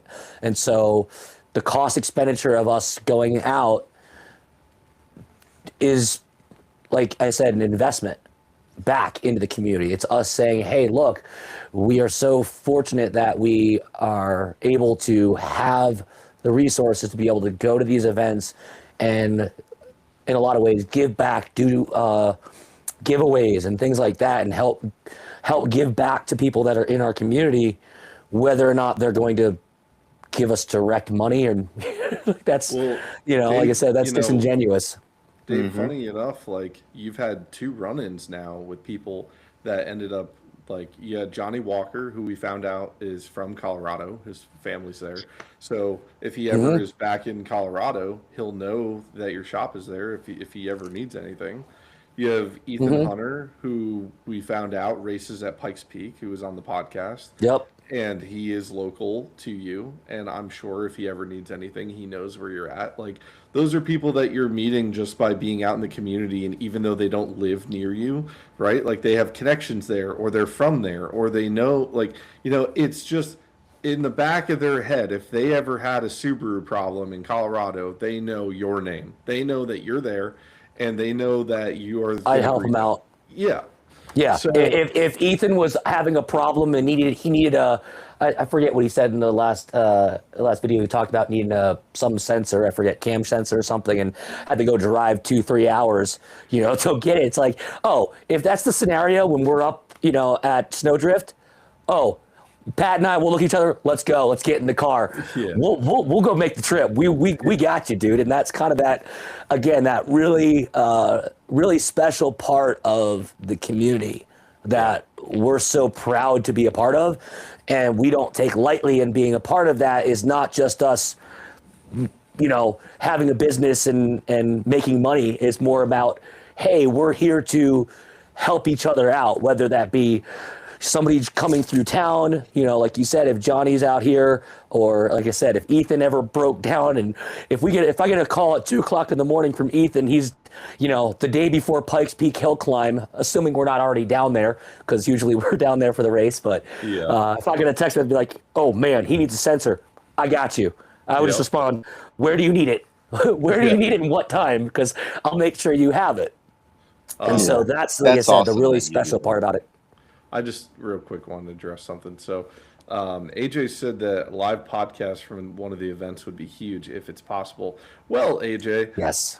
this past Boxer Fest, Dave and I brought the whole setup, We the whole tried. rig. We tried to do a live event from Boxer Fest. One, it was like 1,000 degrees, so the camera was like basically like on fire. The computer was Yeah, the basically camera on and the fire. computer was overheating too, both. Yeah. And then on top of all of that, right? Because we had planned for this, we had walls for our custom tent, and we ordered this whole custom tent that was going to come, and then we had a portable AC unit. Portable AC unit. We were going to put in the tent to keep everything cool. Well, USPS lost the tent. We had no way to actually do any of that. And then when we did the live podcast, we were going off of phone service, and then they also put our booth right next to the speaker. So it was just like EDM music just blasting in our face the whole time we were there. So it's It the was- Subaru Mechanics Live Rave. Dude, literally, Yeah.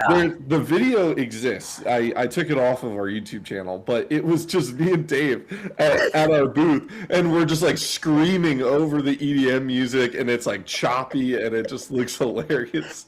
Oh, So we gave it a go. We have plans for next year, though. Well, so we don't know what's going to happen in the first week of February when we go to Michigan at Snowdrift.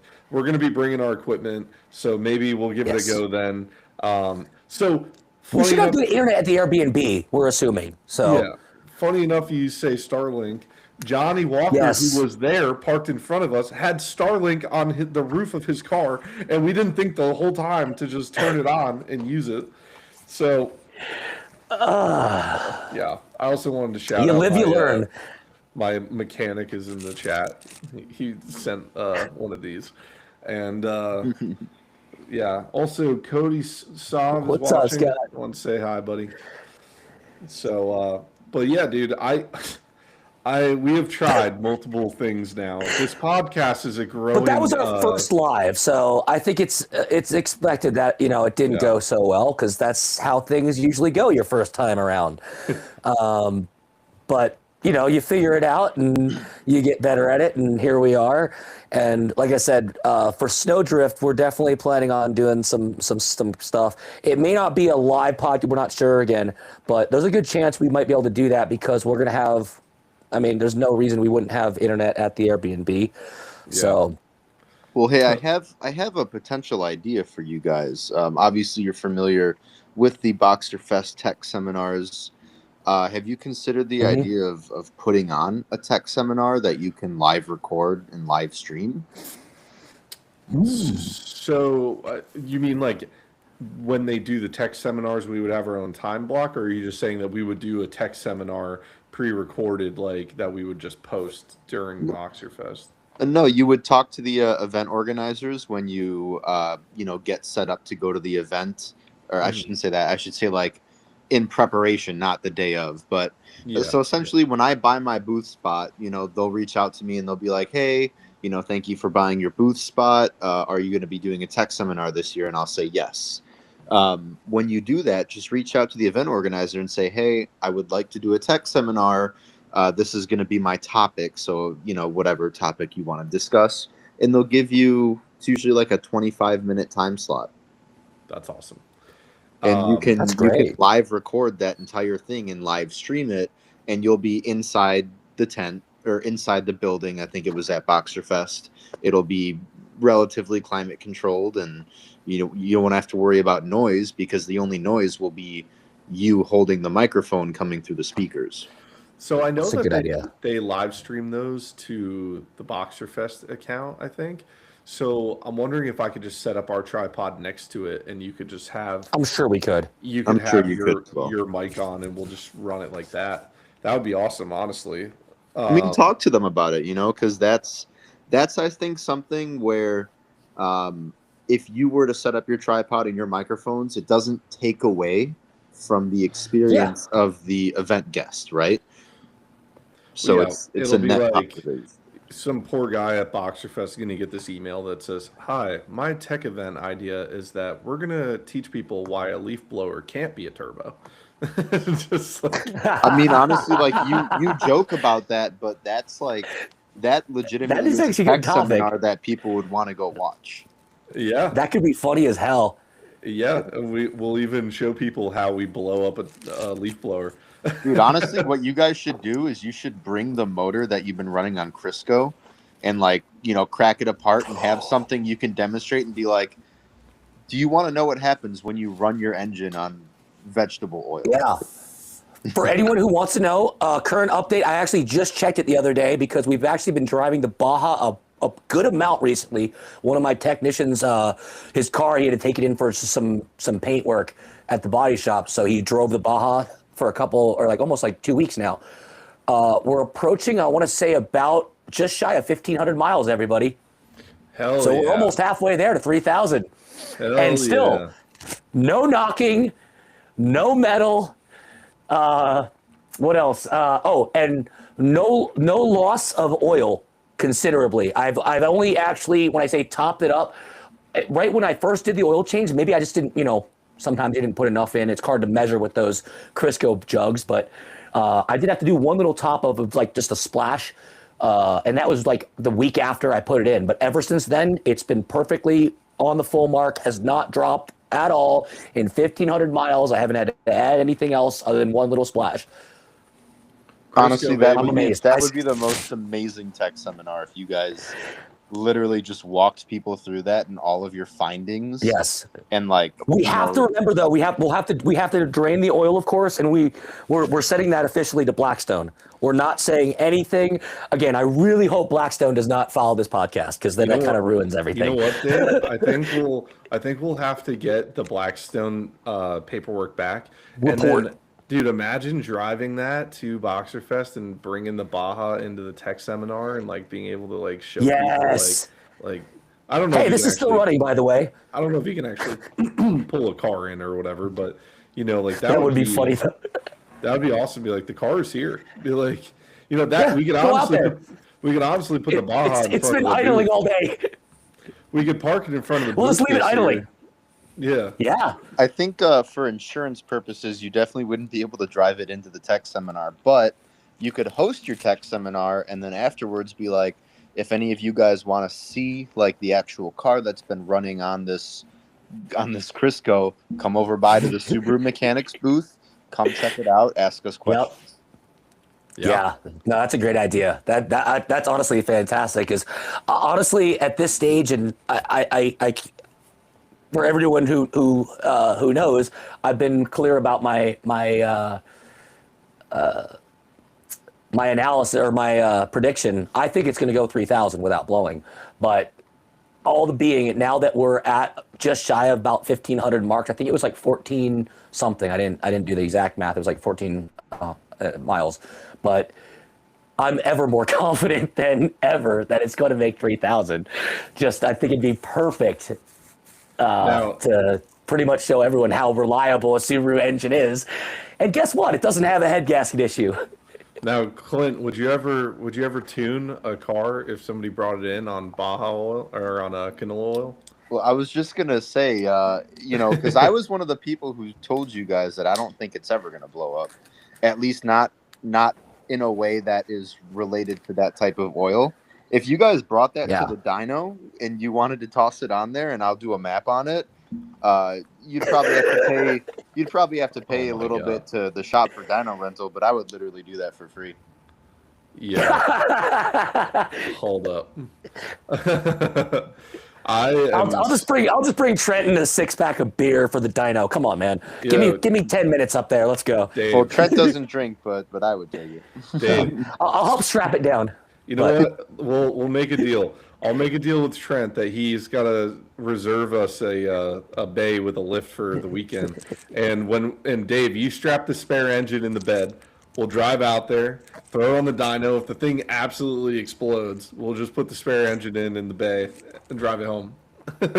Yeah. Think about it's fast because honestly, I know I could throw one of those because it's a single overhead non-turbo, Clint, if you didn't know. You can imagine two of us, me and my lead tech, we could have that engine in and running in less than an hour, like swapped. Those things are so easy. I'm telling you guys, talk to Trent, see if he's down, and because I'm sure Trent doesn't want you windowing a block on his dyno necessarily, but at the same time, probably the worst thing that would happen is you'd finish a pole and then you'd come back down to idle and you'd hear it. Yeah. So, But I don't think it would be catastrophic though. No, I don't think so. I would be interested to see what would happen because I think it'd spin a bearing for sure. It's just on a dyno pole. I think it would just be. It's just not gonna. I don't know. The consistency of canola oil, I just feel like is not made for that kind of run. Yeah. For that kind of like. Although my guys constantly beat the living shit out of it. Again, it's a shop car, and there's no question my guys are not nice to it. When they drive it around, they literally just rev it up and dump the clutch. And I always look at them and I yell at them because I'm like, hey, you know who's going to have to replace that clutch when it goes out? I have to pay for it, but you have to put it in. So I remind them that I'm not putting the clutch in there when they blow it out. I'm just the one that has to pay for it, which they've agreed to. So they beat the living crap out of this thing. When they pull it into the shop, they'll just slam on the brakes and lock up the wheels and just like slide in. It's like, why? Why? These are the questions of a boss. Why do employees do the things they do? But by the way, Dave, I wanted to share with you and Clint, an old buddy of mine. He actually took a leaf blower and he hooked it up as a turbo to his Kia Soul, and this was back in 2012. And oh yes, and yes. Look at that smooth intake piping. It's ribbed for your engine's pleasure. Oh, this made me laugh so hard when I came over and saw this thing. I think he's got. I think there's another picture here. Yeah. Oh my God. Yes. Rigged to perfection. That's what I call ghetto fabuloso. That's amazing. Yeah. I mean, at a certain point, that leaf blower just becomes a restriction, right? Like, see, that's the other thing, though. It's actually more of a hindrance at a certain point. Yeah. See, Clint, do you remember the old school Vornado? I'm pretty sure that's what it was called. that metal piece that you would put into your intake tube, and it had these metal fins that were supposed to vortex the air before it went into your engine. Yeah, it was Do like you remember those? like the Timu intake before Timu. Yeah, but it was literally just this metal like thing. You would just take the intake tube, put it in there, and then put it back on. And that was supposed to take the air that was coming in instead of just going through a straight tube. It turbulated it, and it equated to 30% more fuel efficiency, 30% more horsepower.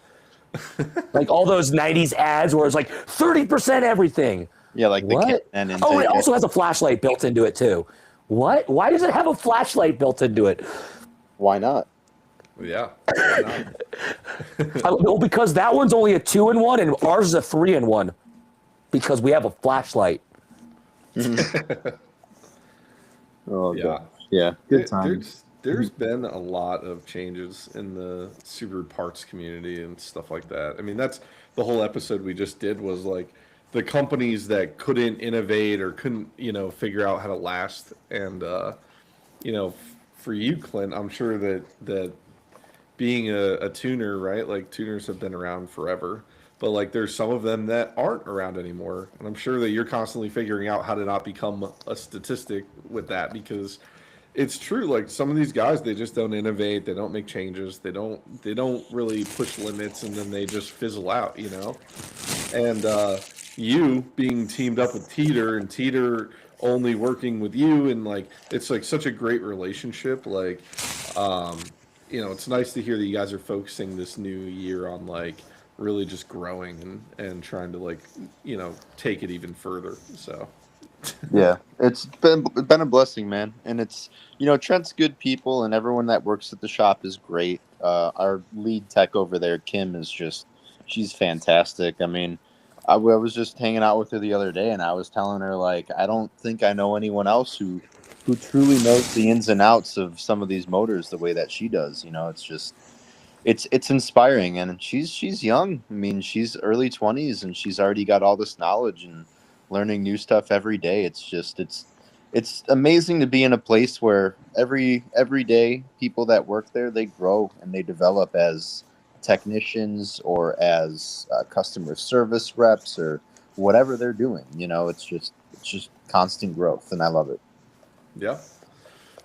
Now, do you find that you are in touch with certain tuners as like new things in the industry are coming out and people that you're working with, or are you more in touch with, let's say, like the manufacturers of like the tuning devices and things like that? I'm just kind of curious the relationship, just because like I remember working with Ford, like we were constantly in conversations with Whipple about like what supercharger kit they have coming out for the new 2025 model, and like how far they are on tuning for it for a base map so that people can build off of the base map, and like there's just like a lot of moving pieces. So I'm just curious if you like which part of the spectrum you work with on that end, and then also like what kind of vehicles you're excited to start tuning this year.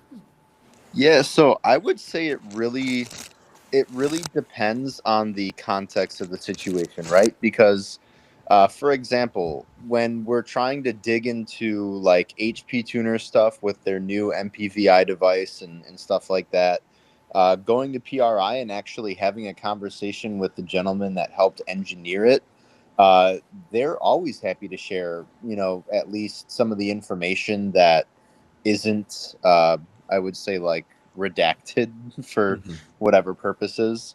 But that's kind of few and far between. I don't really have, outside of companies like Overtake, like we already talked about, because they're the kind of people where you ask them anything about, why they designed something this way or what they're looking forward to doing or how they're going to be testing. You'll have a pretty good chance of getting a jump start on that. But for me, I'm pretty closely in touch with a couple different tuners, definitely not all of them, but it's very mutual. So, forgive me if this doesn't directly answer the question, but one of my good buddies, Tom, over at MigTuned, him and I would like to say have a pretty good relationship because there's a lot of things that I just don't know that he knows very well. For example, some of like the Haltech stuff or maybe some of the older EJ stuff, because Tom's done so much crazy stuff with EJ, turbo EJ Subarus, race car stuff like that. And then recently he kind of started dipping his toes into the Ecutech world, and the software can be pretty difficult to navigate and to get started on. And I went through and kind of showed him some of what I know, so that he can kind of get started with his clients, minimizing a lot of the headaches that come with trying to adapt to something new. Yeah. So I would say, like, we're pretty well connected. When something new comes out on the market, like some new type of flex fuel kit, some new type of intake or boost controller, or maybe even some new type of fuel that a lot of people don't use. From a tuning perspective, we kind of all talk to each other, right? Because keeping that information Yeah. like close to you doesn't necessarily help you.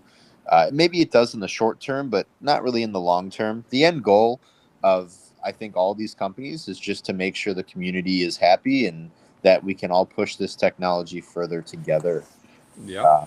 And Sure. and I hope that kind of answers the question a little bit. Yeah. In the too long didn't read version of that, really, we're more connected within our industry. I'm not going to be super connected to companies like IAG on their engine technology, or Overtake on their turbo inlet technology, but I'm going to be pretty connected to other tuners as far as like what they're doing to help develop and help adapt to the technology.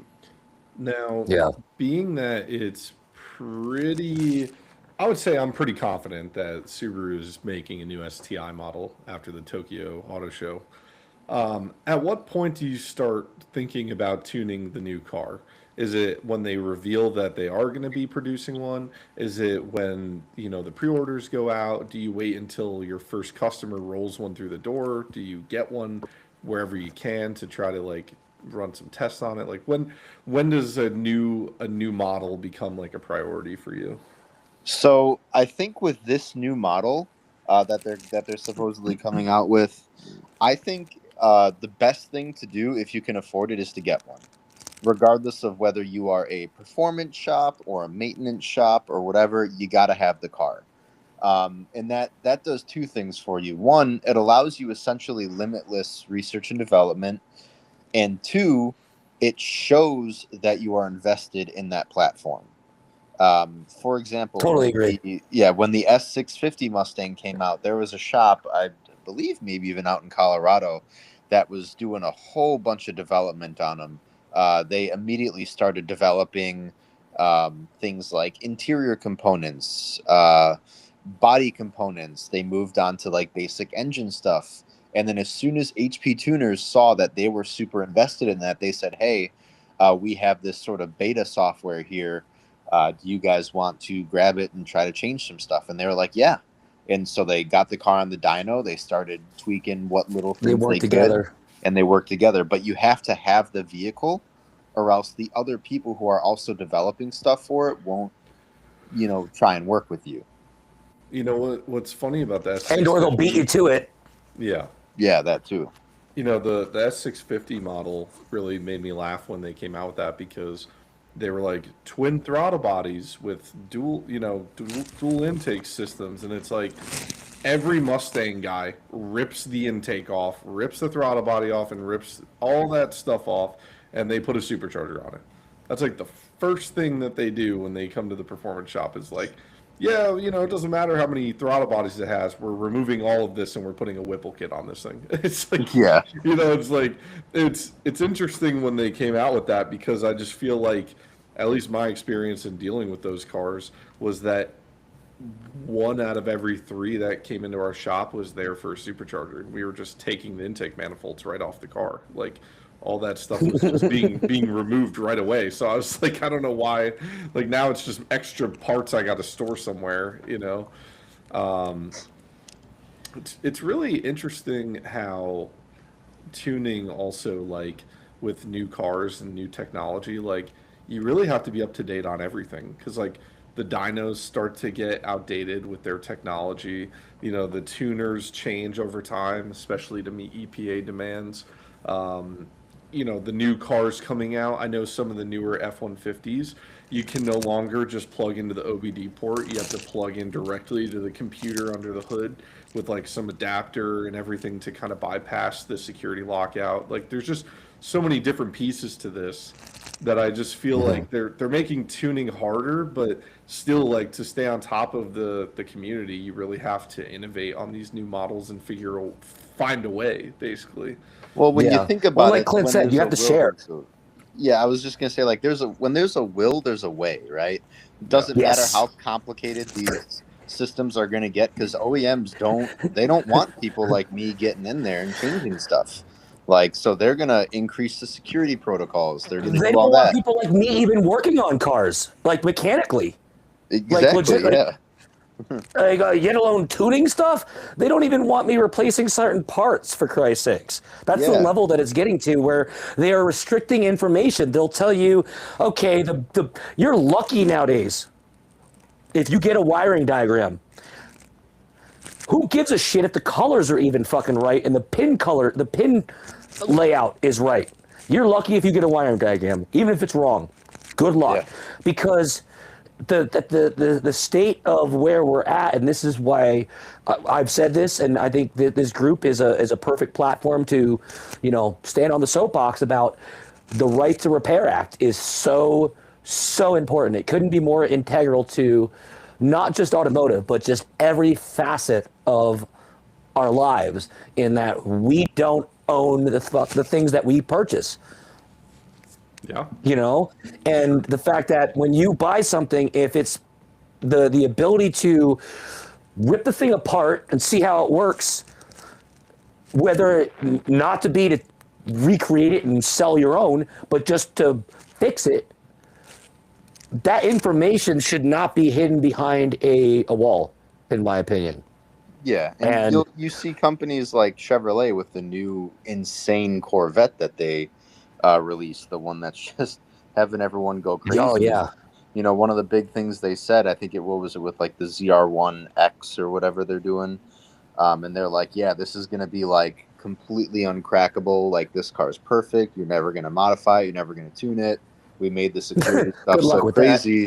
And I mean, I give HP tuners like a month, dude. They're just hold Yes. my beer, Remember jailbreaking iPhones? I mean, it's the same thing. They're going to get in, but the bigger point is that you're absolutely right in that I think the more that we can band together as let's call it I don't know the word. I want to say enthusiasts, but I can't think of the right word. But the more we can band together, whether it be from a shop-to-shop standpoint, yes. Yeah, that's ridiculous, by the way, paying for features on cars. But the more that shops and tuners, just general mechanics, even tinkers can share information with each other, the better things become.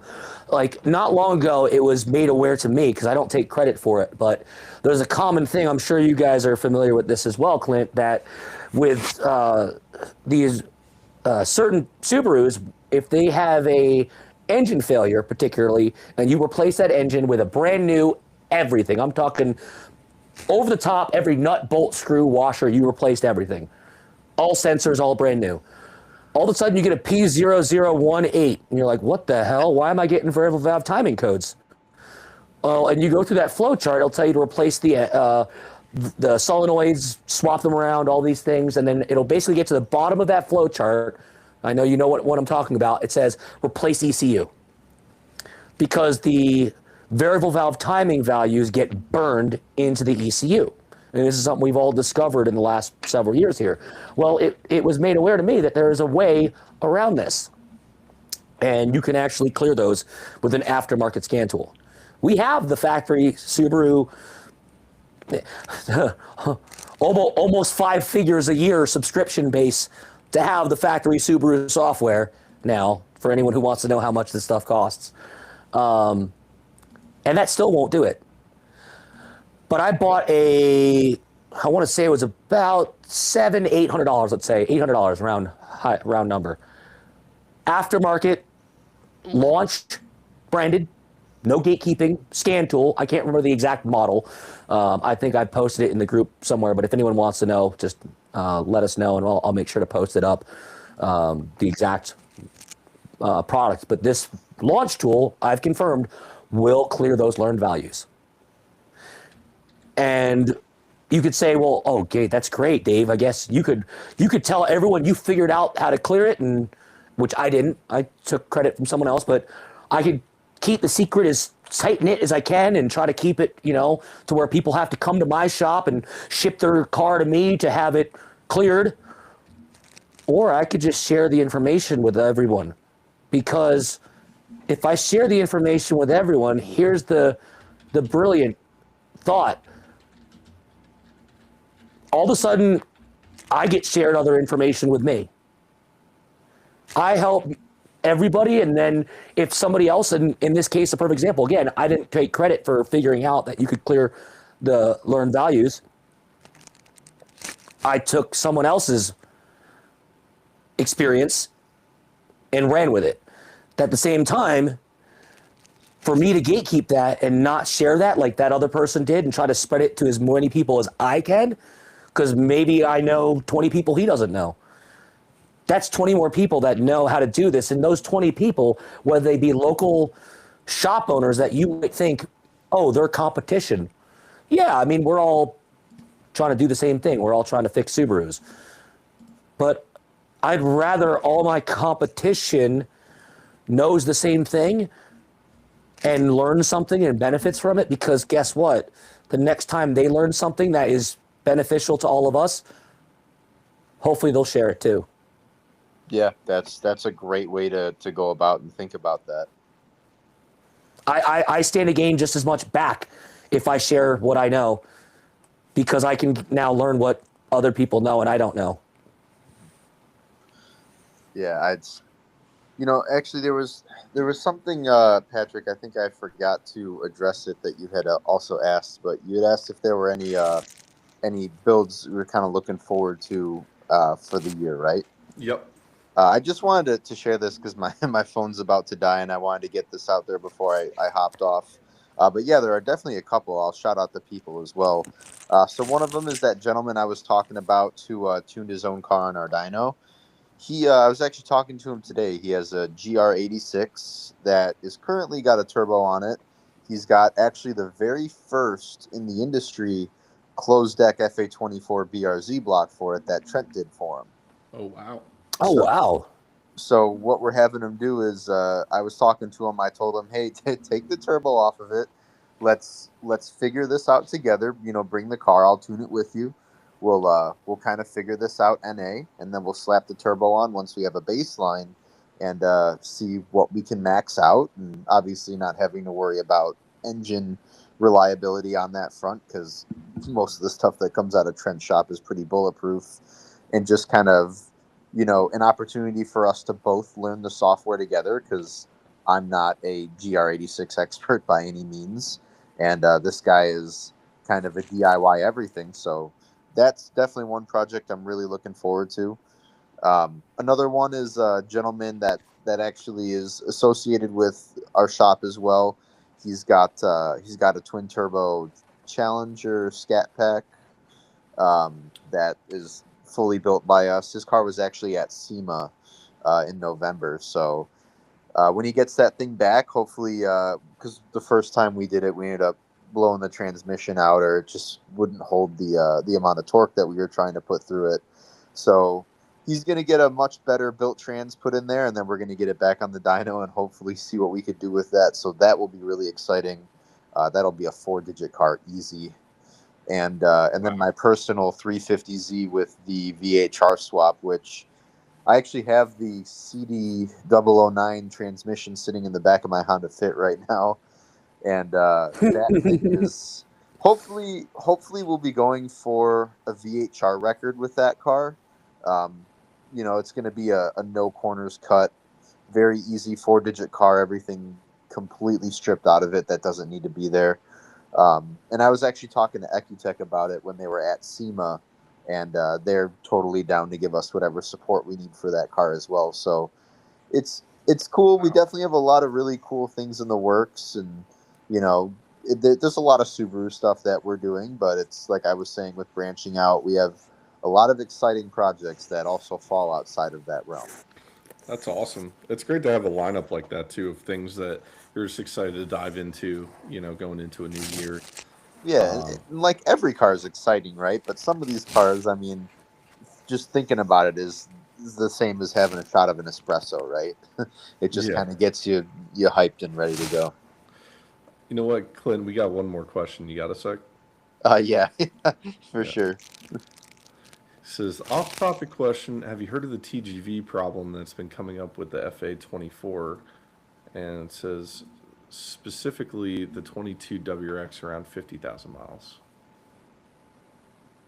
I have not. So when they say like a TGV issue, I assume this is coming in the live chat, right? Yeah. Uh, Yeah. it doesn't mean like they're not working, or I think what he might be referring to is I may be mistaken, but I believe on those they're incorporating the TGV now. Is all part of the intake manifold assembly. It's all one piece. The motors, the sensors, everything, they're all built in, and they're all part of the actual manifold. I've actually done several of these, I believe, at my shop. I can't confirm again. I mean, humbly, I don't work on every car, unfortunately, these days at my shop. But I know that we've done several of these because I've come across or into the mix of this and gone, well, what are we changing the manifold out for? And it turns out the TGVs are built into the entire intake manifold now.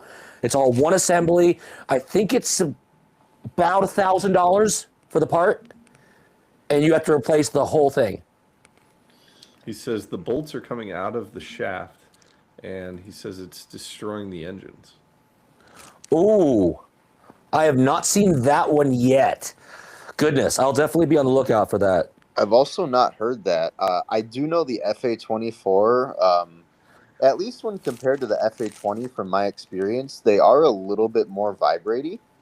Um, I know the damping in the engine mounts is a bit different, but if you were to like try and balance a glass on top of the like a glass of water on top of the manifold of an FA20 versus a 24, you'll notice the 24 is a bit more shaky. I wonder if those vibrations are causing bolts to maybe back out. Yeah. Regardless, I mean, That's an interesting point. like TGVs, regardless, it's generally not something you should be removing. As I put air quotes up, but it's Yeah. the thing where it's I probably got not you, too Clint. it's probably not too difficult to just pull those bolts out the same way that Teeter just did with that oil pump. Just check them, see I was if going to they're say tight. Loctite them. Yeah, Yeah. Loctite them. They're not really supposed to come out. I mean, maybe put some blue Loctite on there if you plan on maybe taking Yeah. them out at some point. But you know, the way I would address that issue is, just like anything else, just take a look at it. If it's something you're concerned about, take a look and see if you got to retighten them down. Same thing that was happening Yeah. with the RTV issue. If it's something that you're concerned about, like RTV from the factory getting into your oil pickup, drop the pan, check the pickup, and see it for yourself. Um, Yeah. and that being said, with your Mm. integration into the intake manifold, if that's something that's happening, you know, the industry is going to adapt. So, it's probably going to be more expensive if you wanted to do some type of TGV modification if it is truly integrated into the manifold. But you're going to start seeing companies come out with like entire manifold swap kits. Mm. So, it's like I said before, whenever there's a problem, there will be a solution. You just got to give it time and you got to give it some scrutiny. True. Yeah, Yep. it's crazy. I mean, he's saying that you can't even get to the top of the bolt to actually tighten it, Uh, which sounds like a like an engineering. an engineering problem that might actually be who knows, a recall slash redesign issue on Subaru's end of things. But that even just reminds me, though, as you mentioned about vibrations, Clinton, where I had a car that came in again. Talk about the perfect example of a great customer because they were the epitome of understanding. They brought this car back probably 6 times, let's call it, in the course of a month. And it was because the fuse kept blowing. And every time the fuse would blow, take out like door locks and other things. And every time we'd look at things, we'd test it, we could not find anything. After the 6th time, I just said to myself, I'm tired of this. I feel bad. I'm going to start looking at every single thing on that circuit. So I pulled up the wiring diagram and I found like 5 things on this circuit. And I said, you know what? I'm just going through them one by one. First thing happened to be the interior lighting. So I pulled down the little map lighting right there behind the rear view mirror. And it's a couple bolts there, you know, easy enough. And as I pulled it down, I dropped it down, it's hanging by the wiring, and a bolt fell down and hit me in the lap. And I picked up the bolt, and it burned into my fingers because it was so hot. It's almost glowing red. That bolt had actually come loose from the factory. It was actually part of what's holding the headliner up. It had backed out and was sitting on top of that circuit board for the map lighting, dome lighting. And if you look on the top of that, there's actually exposed metal contacts. So sometimes it would roll to where it would be on top of 2 contacts that would short out, and sometimes it wouldn't. So depending on which bump you would hit and where that bolt would be, it would cause that system to short out and have a short circuit. But it was a factory loose bolt. The car had less than 10,000 miles on it. And they'd taken it to the dealer. The dealer couldn't find it. Again, they brought it to us 6 something. Again, it may have been more. 6 or so times in the course of like a month. And again, the most understanding of customers, because they knew we were like, we've spent hours on this car. Again, we can only charge you for so much of it. We're talking, we're losing time at this point. But we can't find it if it's not there, you know? Yeah. Clint, every time I'd pull the fuse out, put a new one in, it'd be fine. Clint, how much battery life you got left? I just stood up and went over and put it on the charger. Why do you have another question? I'm like hunched over my my desk now. Good. I was just Good, you stay there. I was just going to tell you a funny side story that I've run into a lot of issues with Land Rovers recently, which has been like a really interesting thing that I found out is that all of these Land Rovers around like the 2014 to like 2018 models, that they have this they might even have them in the newer models. They're like a 3.0 supercharged engine that they run. And they have like a dual intake system. And basically I had one come in and it had sucked in a metal ring that was like oval shaped. It literally looked like this. And the ring got sucked through the throttle body and was chewing up the supercharger blades. Oh my God. And I was like, what is this ring? Like, where did it come from? You know, it was about this thick and it was completely flat. And it was like this really like weird oval ring. And I'm like, I can't even fathom how this got into the intake, you know? It sounds like a gasket, like a thick metal gasket of some sort for something. Well, so the shop I was working at is in like the one that I was at. It was like a really bougie area, so a lot of people had Land Rovers. So we're putting a supercharger on this Land Rover, and while it's in the shop, another Land Rover with the same engine pulls in. And the lady's like, I don't know what's going on, but she's like, my car is like, the RPMs are just stuck. Something funky's going on. And dude, we pull the car in next to the Land Rover we're putting a supercharger on. And I pull the intake off. The metal ring is jammed in the throttle body and it's stuck wide open. And I'm like, what is going on? How? What are these rings? And so finally we get to the bottom of it. Land Rover as a metal support ring for where the intake tubing connects. They like hot glue it into the plastic. And so as the car drives and it heats up, it wears away the glue, and then the metal ring just comes loose. And because of the shape of it, it's the perfect shape to fit through the throttle body, and then it goes right into the supercharger. That's so wild. And I was just like, what are the chances that 2 of these come in at the same time? And I was like, what? Like, so was that ever a recall then? dude, I looked it up and I talked to Land Rover and I tried to figure it out, and nobody could give me any information on it. And there was no recall, there's no like nothing. And I was just like, I cannot believe that they have hot glued these metal rings in the tubing that's pulling air and it's just sucking it, and it's the perfect shape to just go right through the throttle body. Like the supercharger, it just, the blades were just chewed. Like this thing was eating this metal ring. I just I just couldn't even like. I'm imagining one of those like those old videos where they shred stuff through those giant like metal shredders, Yeah. and I'm imagining these supercharger blades turning at however many tens of thousands of RPMs, and then that thing just getting stuck in there, and the whole thing immediately stopping. Yeah. It's like insane. I couldn't even like. That's the thing, is like sometimes the engineering, it doesn't show its face until 5 years down the line. Yeah, when that hot glue wears away. Yeah.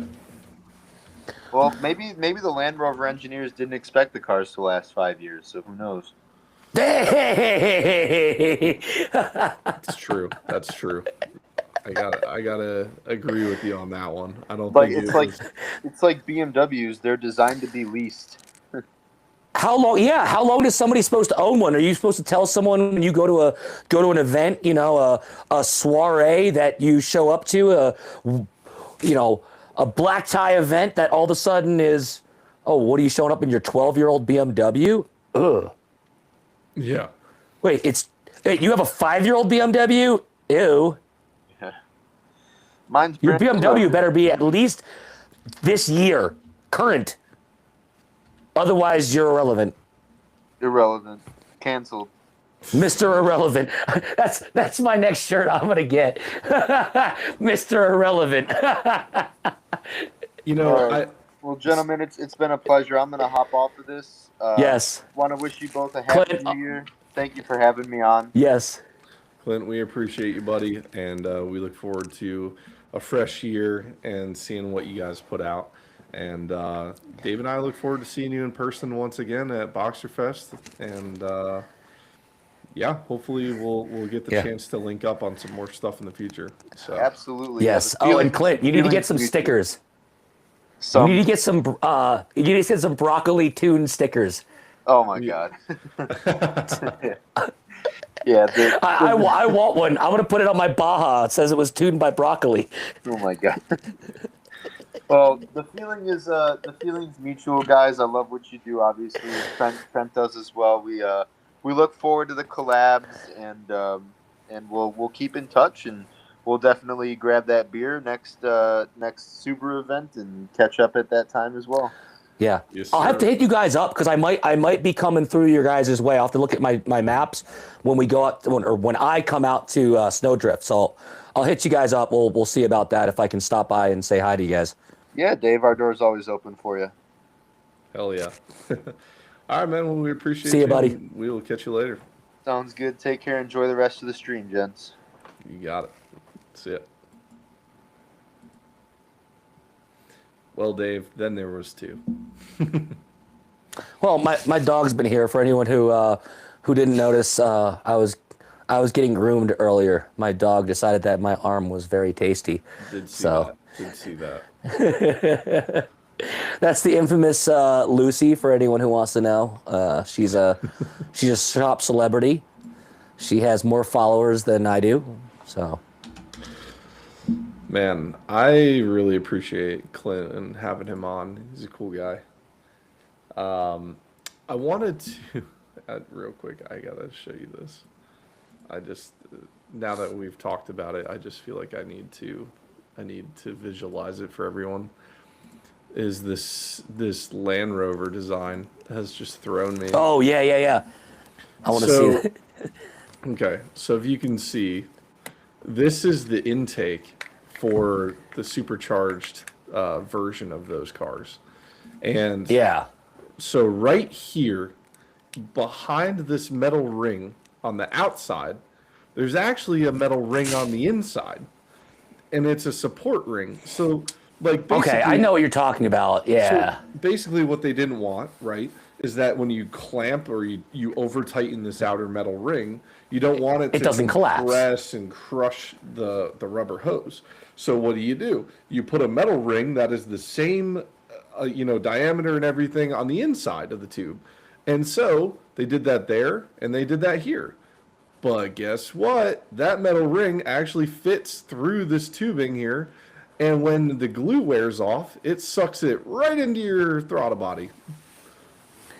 Well, and that brings up another fun fact for anybody that wants to know. As much as we love baby penguins, especially on this podcast, shout out to baby penguins. Due to environmental regulation and changes, there's a lot of components in your modern day cars that are actually biodegradable. And subsequently, I wouldn't be surprised if that glue is on the list of things that is made out of biodegradable material. And okay. It was specifically, I know European law, and this is a thing that goes back to my years working on BMWs, where they have a expectancy of 3 to 5 years on components. This is again from BMW. So when you see components that have, it looks like a little BMW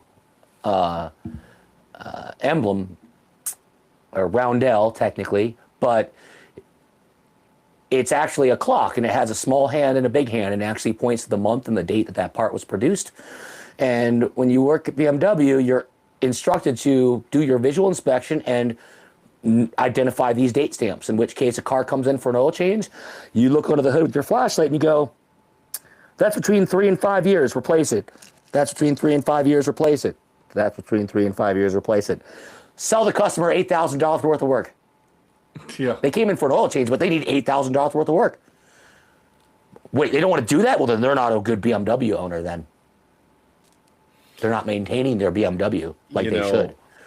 Maybe they should go buy a Toyota. I've said it before, I'll say it again.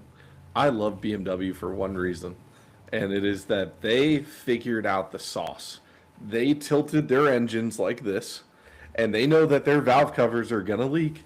And guess what? They ran that exhaust right under that valve cover. So when a BMW owner starts seeing white smoke flying up in their face, they bring it to their mechanic, and it's like an easy $2,000 job to do the valve covers on these things. And it's like... What about Subaru, though? I always say, famously, everything that leaks on a Subaru, everything. Valve cover gaskets, camshaft carriers, timing covers, power steering pump, oil pump, coolant crossover O-rings. Need I go on? It all leaks, guess where? Onto your exhaust manifold, because it's directly the underside of your entirety of your engine. So everything will drip onto it. Yep. Yeah, I feel like sometimes engineering is spot on with certain things, and then sometimes you get the other part of that. You get the craziness that either it's over-engineered or it's under-engineered. So. Well, and I'm gonna say something that might be unpopular to some, but I think that there's different philosophies when it comes to engineering. And for an example, there's one way. There's I call it the more German approach, which I think in some ways, as we're discussing now, I think Subaru falls a little bit closer in line to than it would be the Japanese a little bit, in that it's okay, we've got this great idea, blah, blah. Well, it doesn't work very well. Well, let's just keep refining it. So look at, Porsche 911. The first cars were hailed as being widowmakers. That was their nickname, because you'd put your foot into too much into the gas, and guess the thing, that back would come loose and stick you into the ditch, and there was nothing you could do about it. There was no traction control. The tires were just as wide as the front in the back. They hadn't figured that out yet. And all of a sudden, years later, now you drive a modern day Porsche with, wide tires in the back that are 3 times wider than the ones that are front. It's almost a drag car, and a traction control system that's been refined over the last 20 years. Thing is glued to the road. Glued to the road. And now you can realize the benefit of having a rear-wheel drive, rear engine, all that weight over the back wheels. Has its pros and cons. They've now addressed most of the cons. Yeah. The other alternative is you look at, let's say, Lexus with the LFA. Halfway through the production, 6 years in, they said, you know what? It's too heavy. Well, what if we just lighten this, drill a hole in this? No. They scrapped the entire project because the way they wanted it to be was A, B, C, D, W. No, start over. A, B, C, Q. Stop. A, B, stop. Start over. A, B, C. They're expecting it to go perfect from start to finish. Yeah. Whereas the Germans are like, we got this W. We figures it out. It's good enough. It's good and tight. I just wanted to, my mechanic just commented. He said, my newborn puppy took a piss in our bed while we were putting the kids to bed. My wife is extremely angry, and I've been enjoying your live while I clean it up. And I thought that was hilarious. Oh, Sorry, man. Scott. You win some, my heart goes out to you. You lose them. Yeah. You know, Dave, what is your take on?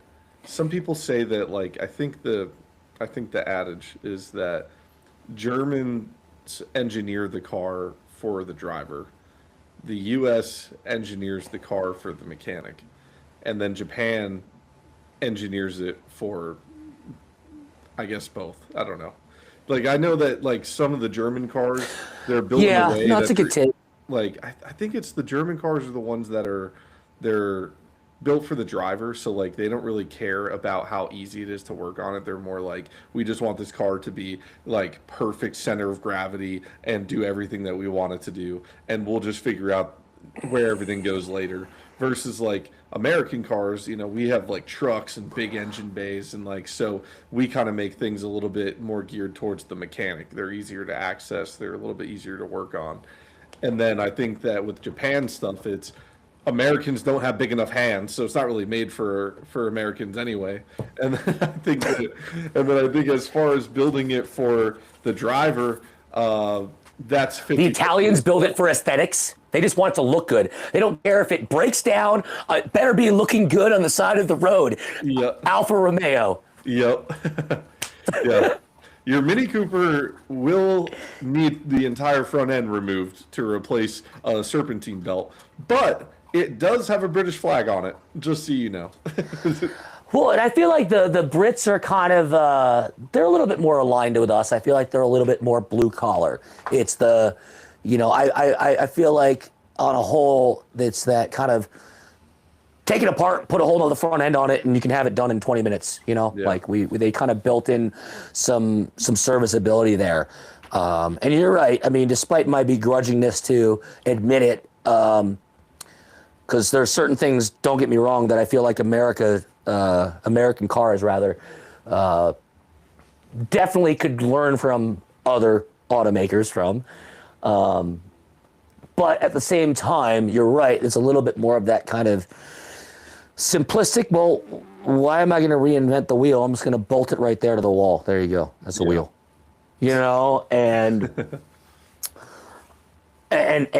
some might argue, again, the Italians would go, well, you're so uninventive. Why didn't you design it with the curves and the flow, the element of evoking a certain feeling? And we're just going, I need a fucking pickup truck to get to work to haul a fucking ladder. I don't care what it looks like. Yeah. You know? And I think that really just stems to, if you boil it down to, it comes down to countries build cars as a reflection of the people themselves in that country. I remember years ago, I read an article that was talking about Swedish cars, particularly, which we all know one, Volvo, you were talking about earlier. And it's so funny because you could look this up, but if you look up a picture of a Swedish chair on Google, the profile will be about this, and then it comes out and flows down. And if you line that up, it looks the exact same side profile as a Volvo car. That little hip flare that all Volvos famously have, it's the exact same design language. There you go, like to a people. T. It's almost silhouette. Volkswagens are just chairs. I know the Volvo. The Volvos are just chairs. Yep, they're just chairs. But it's really interesting because not only did Volvo take a design characteristics from their culture, but they also incorporate it into their philosophy as a culture of being incredibly safety oriented. So Volvos have always scored very, very high on safety. Well, one of the reasons they've done this, and most people don't realize this, but every single Volvo ever has had a roll cage built around it. So that famous hip flare that all Volvos have, that we all talk about, if you actually take their door and pull the skin off of it, there's a crash bar that runs through that entire door, from the front door to the back door to the fenders in the front and back. And it basically, when all the doors are closed, it forms a cage around the occupants. It's why Volvos are so damn safe. They're the only vehicle that has an actual roll cage built around the driver. They're the safest, like, hands down in accidents for that reason. You can slam into them in the side 80 miles an hour with a semi truck, and that thing will deflect it because it's designed to withstand those impacts. That's pretty crazy. It's really interesting how countries, it's not just a style characteristic, but it's also a philosophy characteristic. So the Germans, look at the very Germanistic, like I said, description of how, the 911 kind of came to fruition. And there's some embellishments there, but it's kind of the old, hey, we had a great idea. Let's make a rear-wheel drive, rear-engine car. It'll have all the weight in the back. It'll be just handling like a dream. And they built the first couple, and it was like killing people. And they're like, shit, this isn't working very well. Well, most people just go, scrap it. Let's just build a normal car. Let's build a front-wheel drive, all-wheel drive like everyone else. Like, let's move the engine in the front.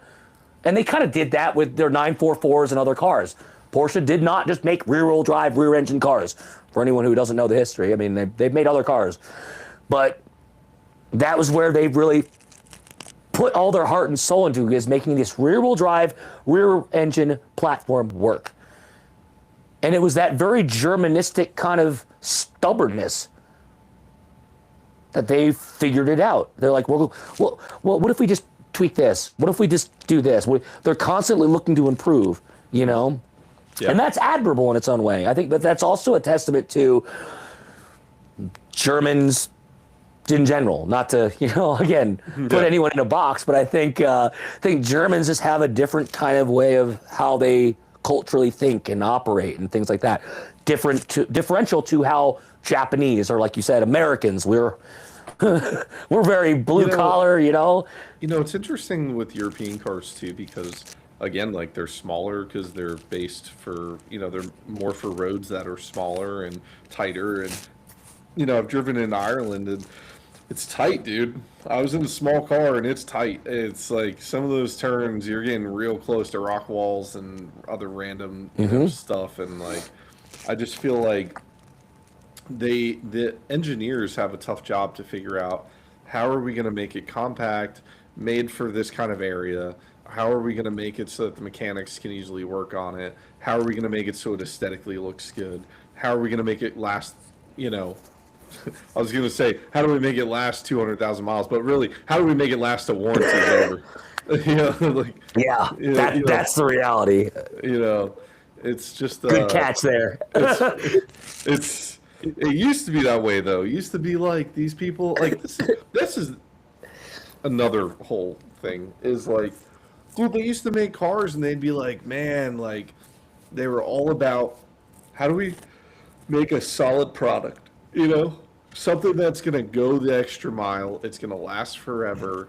Like, back when bodies were steel and things didn't, like, just But we were also a different time. We were a different generation. We were societally, and this is not just in the United States, we were a different generation of society of fixers.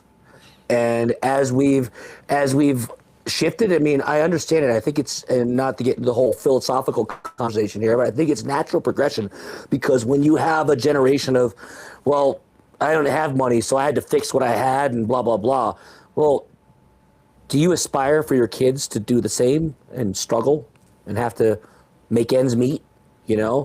Or Do you aspire for the next generation to do better than you and be better off and have luxuries and not have to have that, to where, okay, maybe you don't have to come home after a 40 or an 80-hour week and then spend your weekend cleaning the house.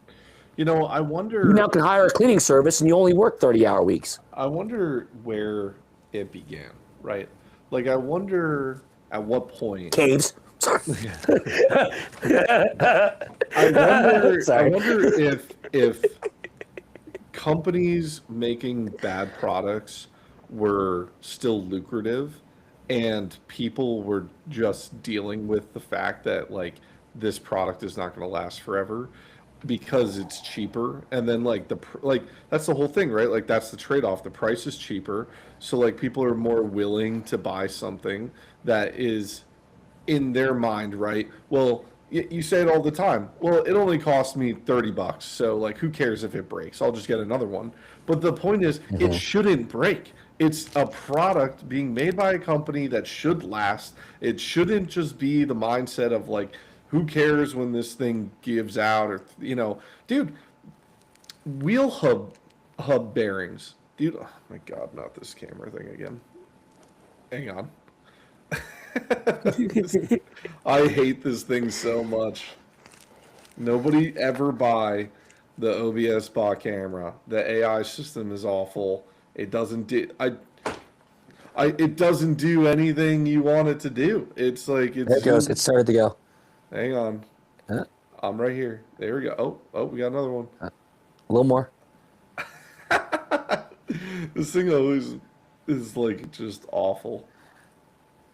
Yeah. I'm gonna buy you some hand restraints so you can put your one hand behind your back, and that way you can only signal with one hand. It's just going inch by inch now. It won't go.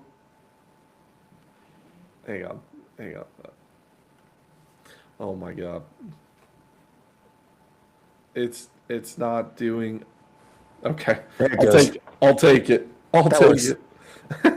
That works. Just put one hand behind your back from now on. Yeah, I'm just like, Oh, God, I hate when that happens. I was gonna say, with these companies and these brands and like people making cheap stuff and then just getting by with it, in the meantime, I wonder if it's this like, how long do you need something to last to make it worth the money, right? If you bought something for 30 grand, right? Let's just be it a car. Well, you expect that car for $30,000 to last. How long would you want a car to last for $30,000? Thinking about the price that you're 10 paying. years, 20 years, 30 years. There's a good question for the masses. Is it, let's just, round number it, And again, you can do split that. So if you buy a $30,000 car, you think it lasts, for, I don't know, 25 years. Okay. But is there a time, is there a mileage standpoint that you expect? I mean, I would at least expect 200,000+. That's just in my humble mechanical mind. I think 200,000+ miles should be expected. But you think about it, right? $30,000. That's like the cheap end of cars now. Like we're in an age, right, where you can't get a Subaru Impreza base model for less than $22,000, right? Like it's just like the pricing on everything is through the roof. And if you're getting an Impreza base model for $22,000 or however much it's going to be, right? How long are you expecting that car to last?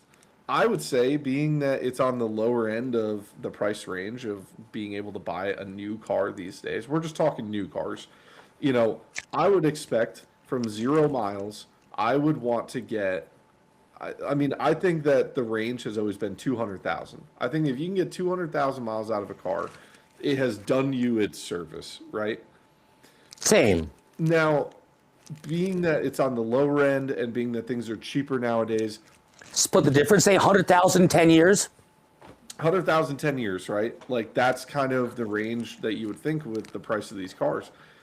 it's sad to say that that's even a thing because they very clearly could build an Impreza base model that could go the distance, could go 300,000 miles with just basic maintenance.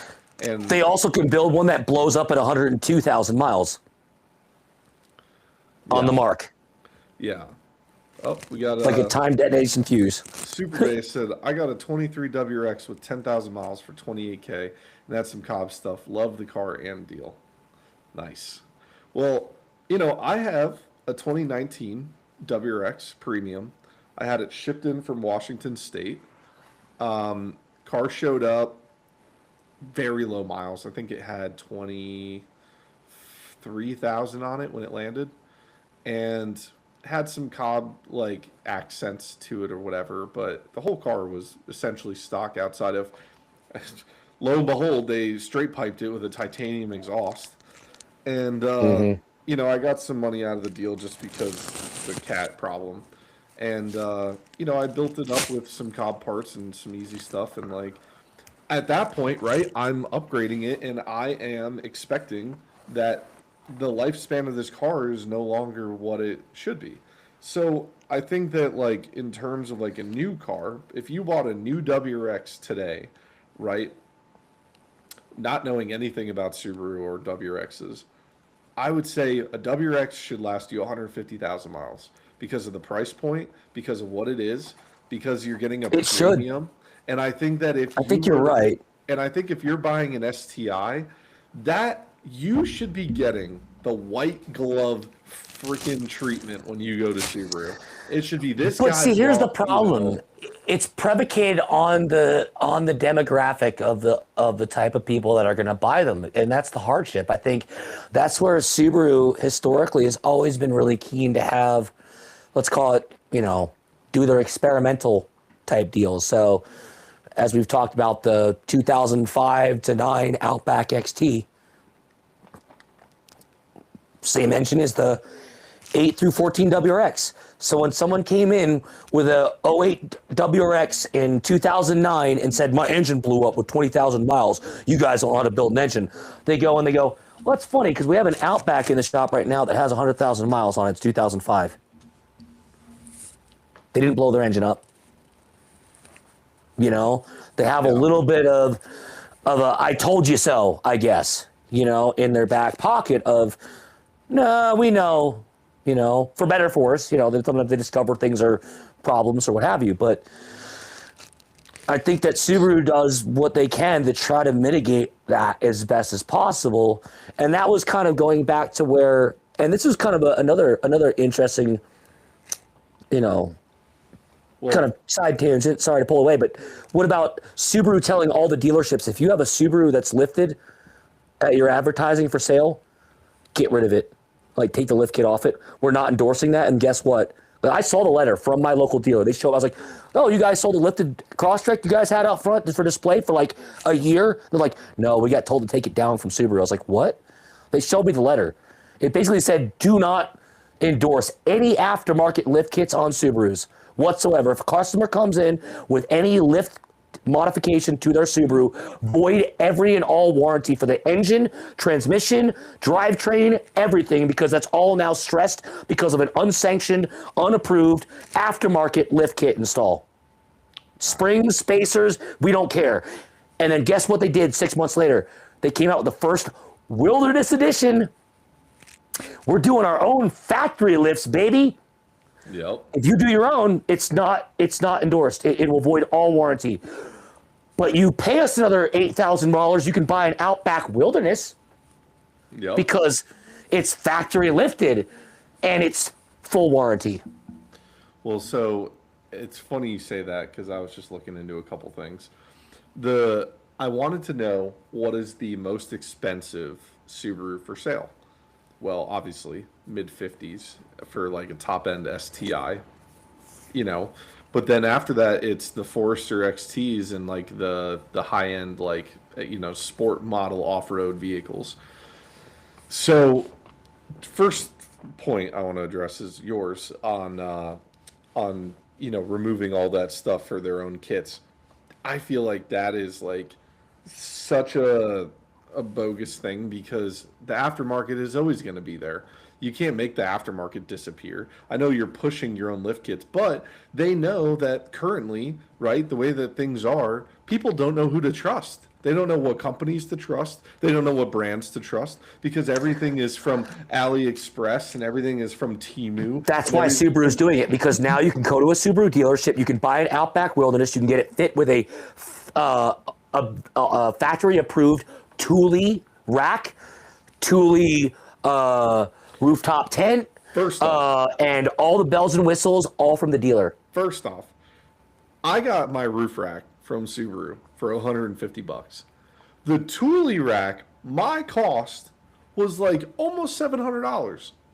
Like, I was just like, oh my gosh, I can't believe they're like, but that's why, like you're saying, take it all off. We don't sell anything aftermarket because the second you walk in the door and you say that you go kayaking and camping and whatever, they're going to say, wow.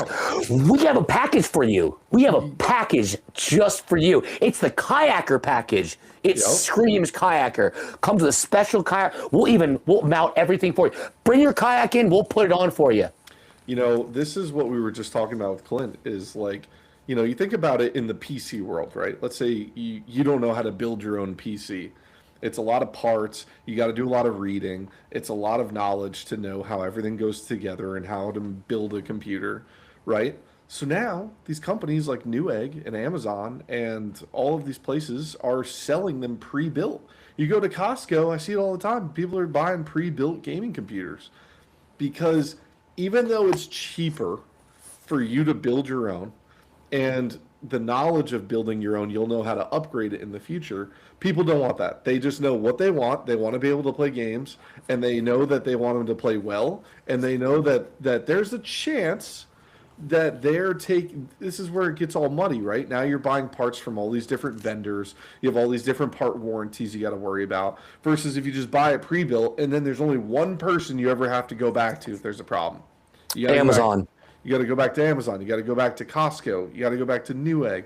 And that's the thing with Subarus now is like, why would I want to go to a private shop and get specialty parts? And then do I fight the warranty on it with the shop or the parts manufacturer? And like, or do I just get everything from Subaru and then it just doesn't matter? Nothing matters. It's just, if I have a problem, I go back to Subaru and they handle it. You know, I think that like the simplicity of it, it's wrong because the problem is not with the customer and them wanting things to be easier. The problem is that everything else is so complex now, and everything is so. Thank you.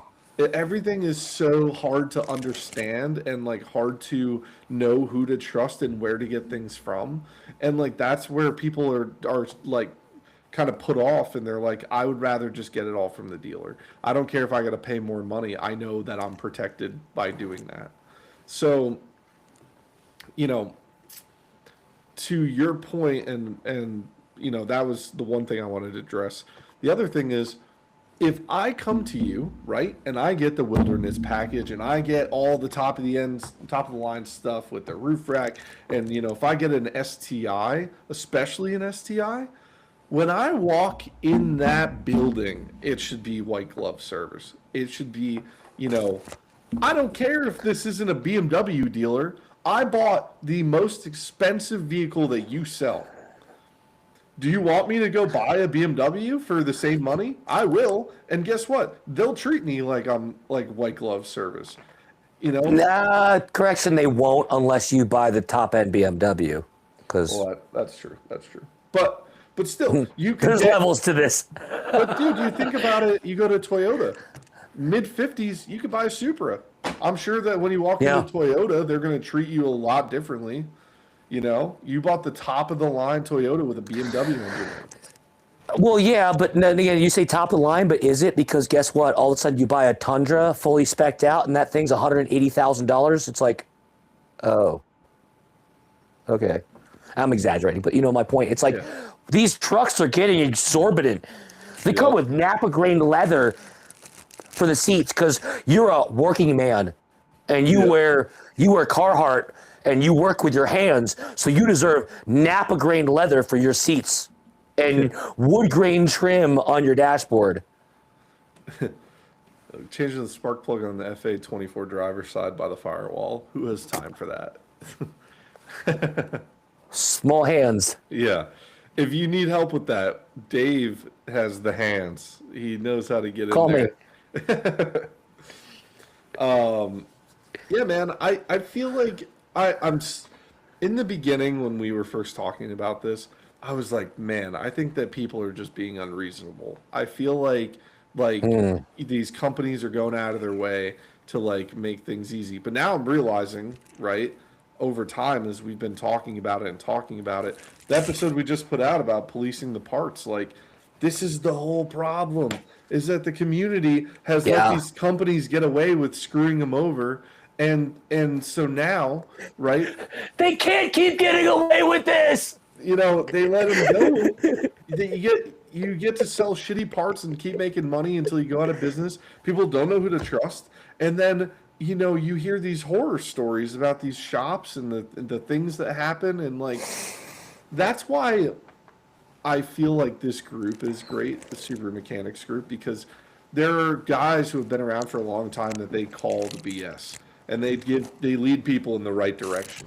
And so when you need help, right, it's like not this big scary thing, and like you're not just like reading forum posts from like 10 years ago. Like there's somebody actively working through this stuff who's trying to help you.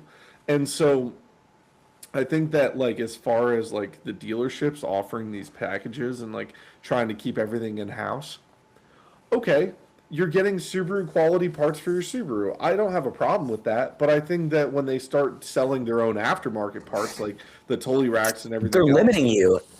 You know, There was a great story. I think it was not. I don't know if it was in the Subaru Mechanics. It may have been in just another group, but I think it was like one of the Outback groups that I may have been in. That was a guy was talking about. He had a trailer hitch installed, so he could put his bike rack on there. He's not towing anything. He just wants to put a bike rack on there.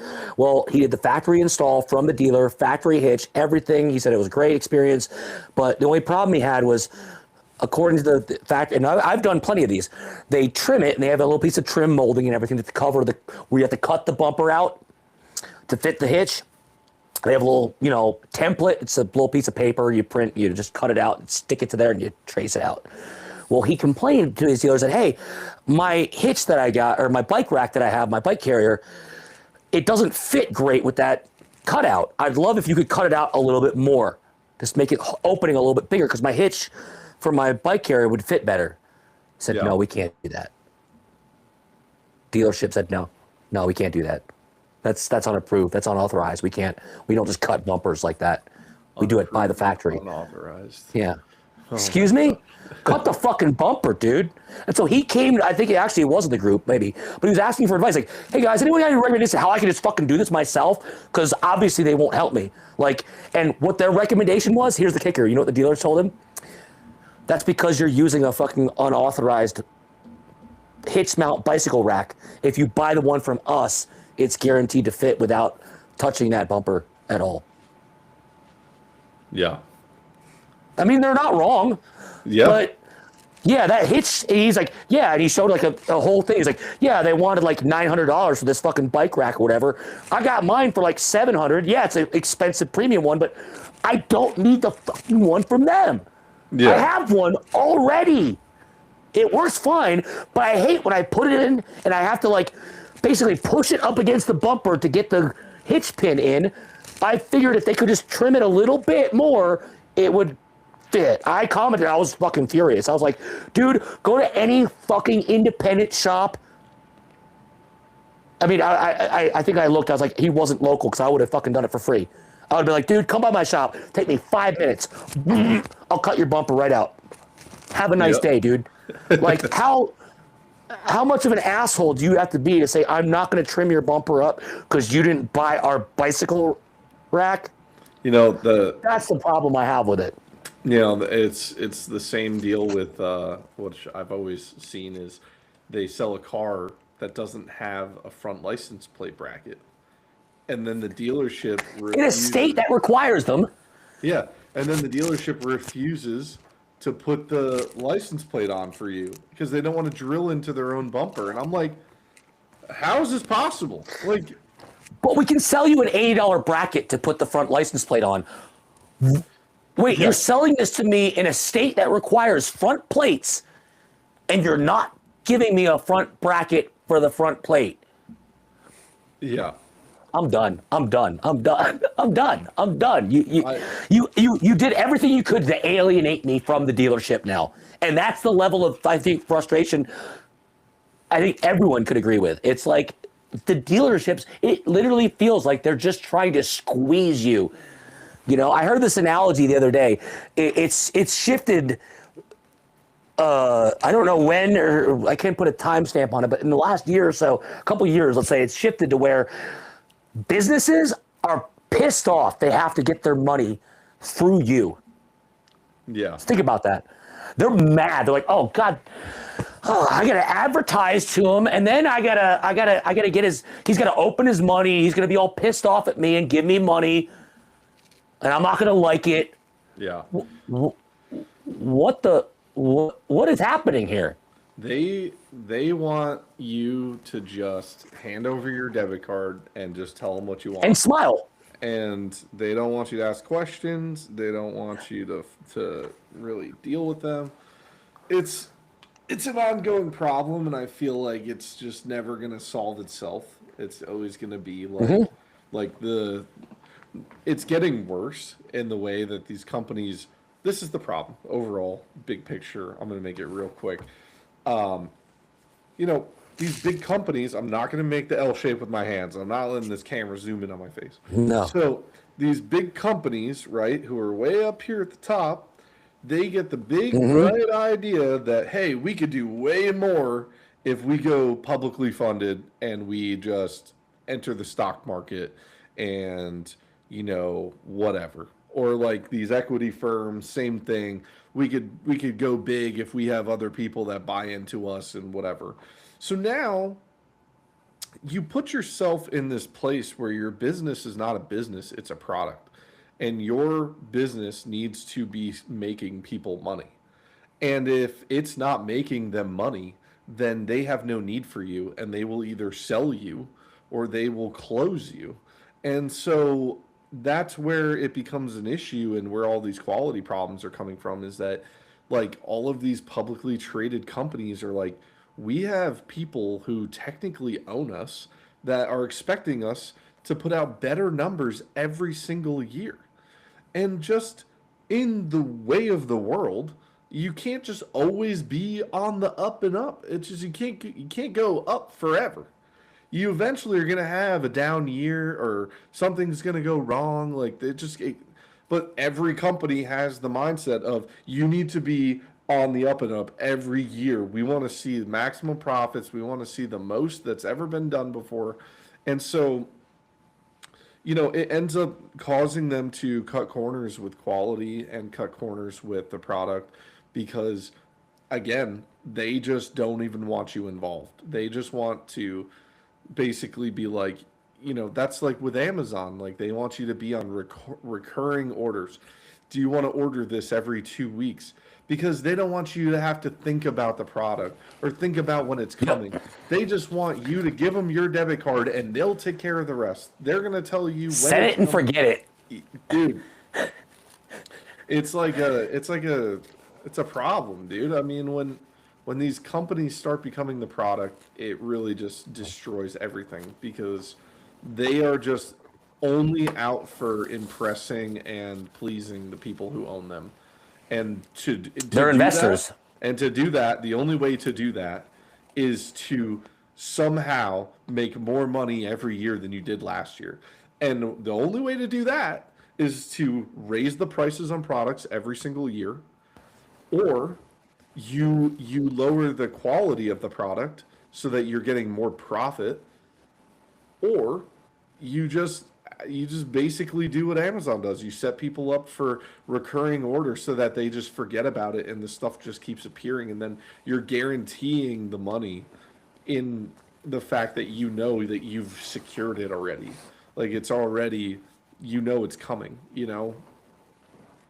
So I'm interested to see how... The most valuable thing to any business is if you can have a guaranteed revenue stream that's reliable and consistent.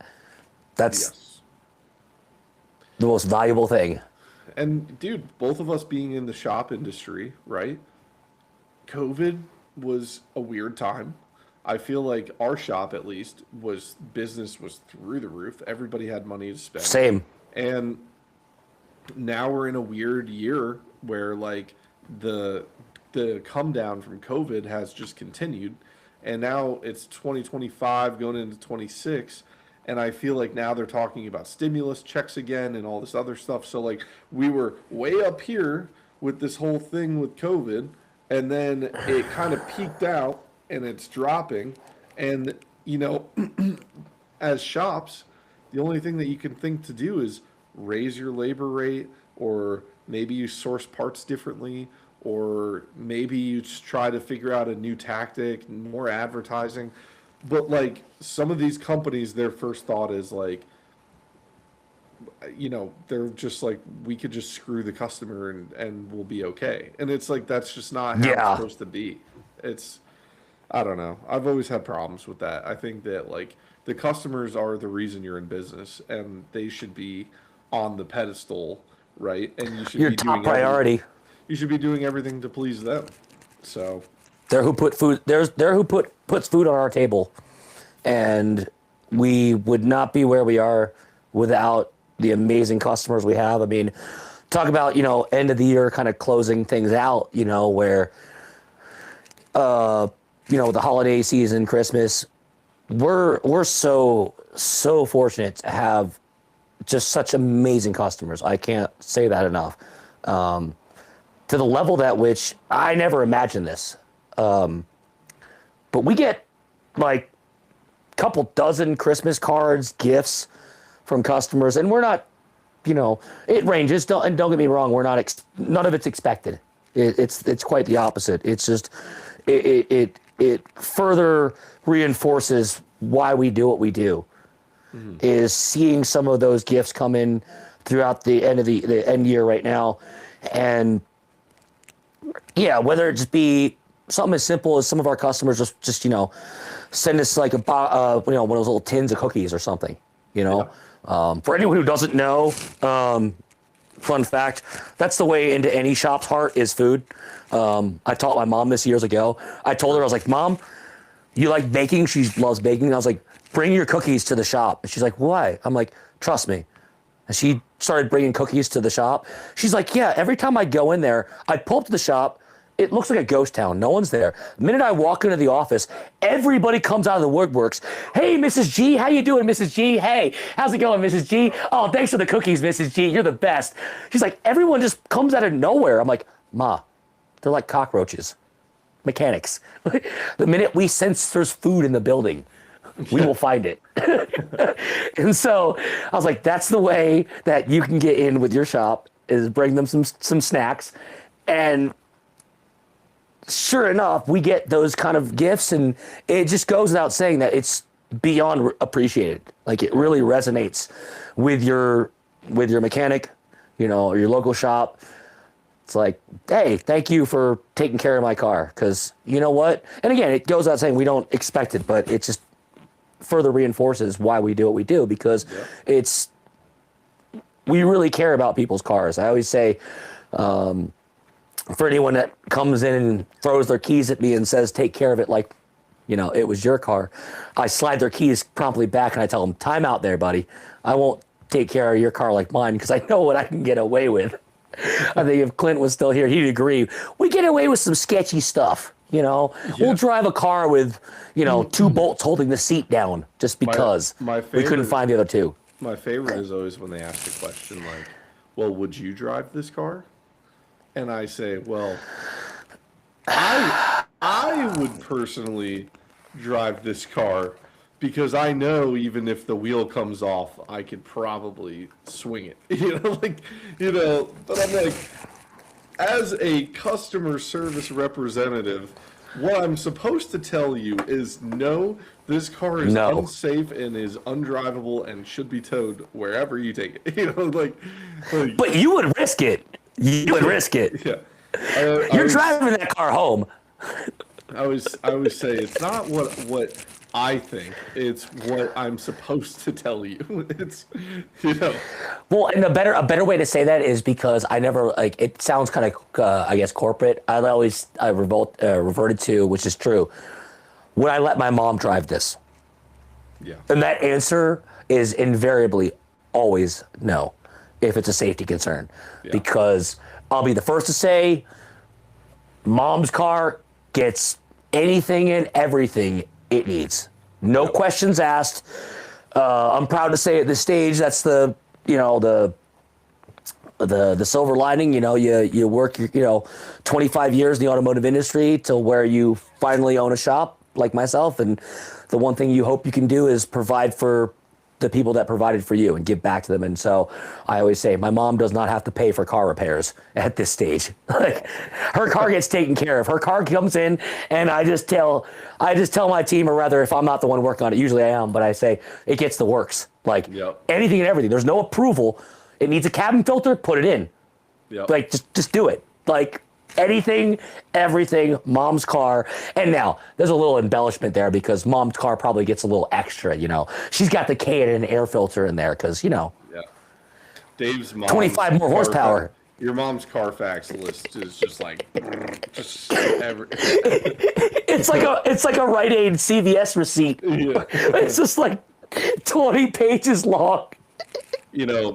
Consistently, there's something funny that I do at our shop that a car will come in and I will totally forget that electric power steering exists, and I will write it up for a power steering flush because I don't see it in the Carfax history, and they go for it, and then my tech pulls it in and he goes to do the power steering flush, and He's like, what the fuck? yeah, and he's like. They always come in there like, you got to relax on the sales tactics in here. And I'm like, I just didn't even know, Oh my gosh, it's like every once in a while the Subarus trip me up sometimes because like my car has electric power steering, but the STIs don't. It's just like a weird. Yeah, there's certain switches you're just like, oh gosh, I can't remember. Yeah. I just laugh because my tech marks that it hasn't been done because it's not in the history, and then I basically write it up, sell it, and it comes back in, or whatever. It's just like, oh my god. And then you have to explain to the customer why you tried to sell them something they don't need. I call them. I'm like, hey, good news, you have electric power steering. I'm an idiot. Yeah. Oh, man. That's how I would start it. I'm an idiot. You don't have this. You don't need this. I just saved you money. Yep. Which usually, if you go with that directive, and you end with "I just saved you money," and they go, "Okay, I'm not mad." I mean, Yeah. I have a hard time telling you I'm mad at you when you save me money. That's why I told someone today about an estimate, or yesterday. I was like, "Yeah, it's a bigger estimate, and we're talking about like $5,000 or so type of deal. But I want you to be aware that give or take about a $500 or so of that is extra wiggle room." And they're like, "What's that mean?" I said, "So if you call around, you might find someone that's $500 cheaper. Don't think it's going to be a better deal because it's the race to the bottom. I can just quote you $4,000. That's bare bones. And then call you 10 times with a $100 problem each time. Yeah. But guess what? Car's already there. Engine's already apart. You're already paying me $4,000. What's an extra $1,000 if I call you $100 at a time?" Yeah. So I'm going to tell you it's upwards of $5,000. That's high side. That's everything. We go in there and everything's fucked because we've seen that. So we know this is worst case scenario. Best case scenario, I can hand you a bill for about $4,200. Would you be okay with that? Well, yeah, $800 less? Sure. So that's best case scenario. Yeah. I'd rather not call you fucking 10 times after you approve this job. Yeah. I don't think you'd want to be called 10 fucking times either. Well, yeah, I don't want to have to deal with that either. So if you approve the 5,000, I guarantee you it will be fixed for that or less. Yeah. and I'm not gonna have to call you 10 times. I'll call you once when the car is fucking ready to go. Yeah. Well, Dave, we've been ripping for 3.5 hours. And I just realized that. I didn't even notice. I'm like, good God, this has been great. I thought this went great, dude. We got a lot of good questions. I think that, like, it's starting to slow down now, so it might be a good time to pull out. But Cool. I don't know. This has been. I'm excited about this because, like you said, we can re-continuum this, and I'm excited to see people come on more and more, and the engagement from people is fantastic. So I want to say thank you to everybody who commented in. Yeah. I mean, we really are just open to any kind of questions you guys have, anything that you guys need fixed on your car, anything that can benefit you guys or help you. Dave and I are here, and we have this awesome system where you could literally call in with a problem, and we can look at photos, we can kind of dive in on whatever your needs are. Yes. But, it's just been amazing that everybody's been so cool about it, and I think that being able to do the live streams now is a huge deal. And we're going to try to stay consistent with them. I told Dave, and we talked about it on one of our podcasts, was that we are going to try to do some giveaways for each month. I'm able to see in the Subaru Mechanics Facebook group that whoever the top commenters are, like people that interact the most and like help the most, basically. And I think that like each month I'm just gonna take whoever's on the top of the list and get their info and send them a giveaway.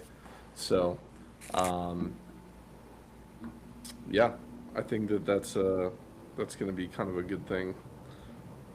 My mechanic was just texting me that was on here. I think too, like, dude, we can get some more guests on. We could have Mark from Company 23, awesome guy, group sponsor. Could have him come on and kind of talk with us. We got some other people in the industry that Dave and I are friends with that would love to come on and Yes. answer your questions. Anybody that has any questions or wants to dive in on anything, we can definitely do that. Let's get technical. I have access. If anyone doesn't know, obviously in the group, I try my best to stay as active as we can, obviously without or juggling running a shop as well. But a big thing I always do is electrical based kind of questions. So if anyone's got any electrical stuff, definitely let's bring it up in the next live, because I'd love to answer your electrical questions. I have access to any kind of wiring diagrams that we could need. So maybe that's another topic that we bring up. Maybe I kind of walk everyone through on a future episode how to read and interpret wiring diagrams. Just an idea. Yeah. So let us know down in the comments if you think that would be great, if you guys would appreciate that. Dave is definitely our wiring guy. If you guys have wiring questions, anything electrical or whatever, having Dave is a great, at least a springboard to ask questions off of.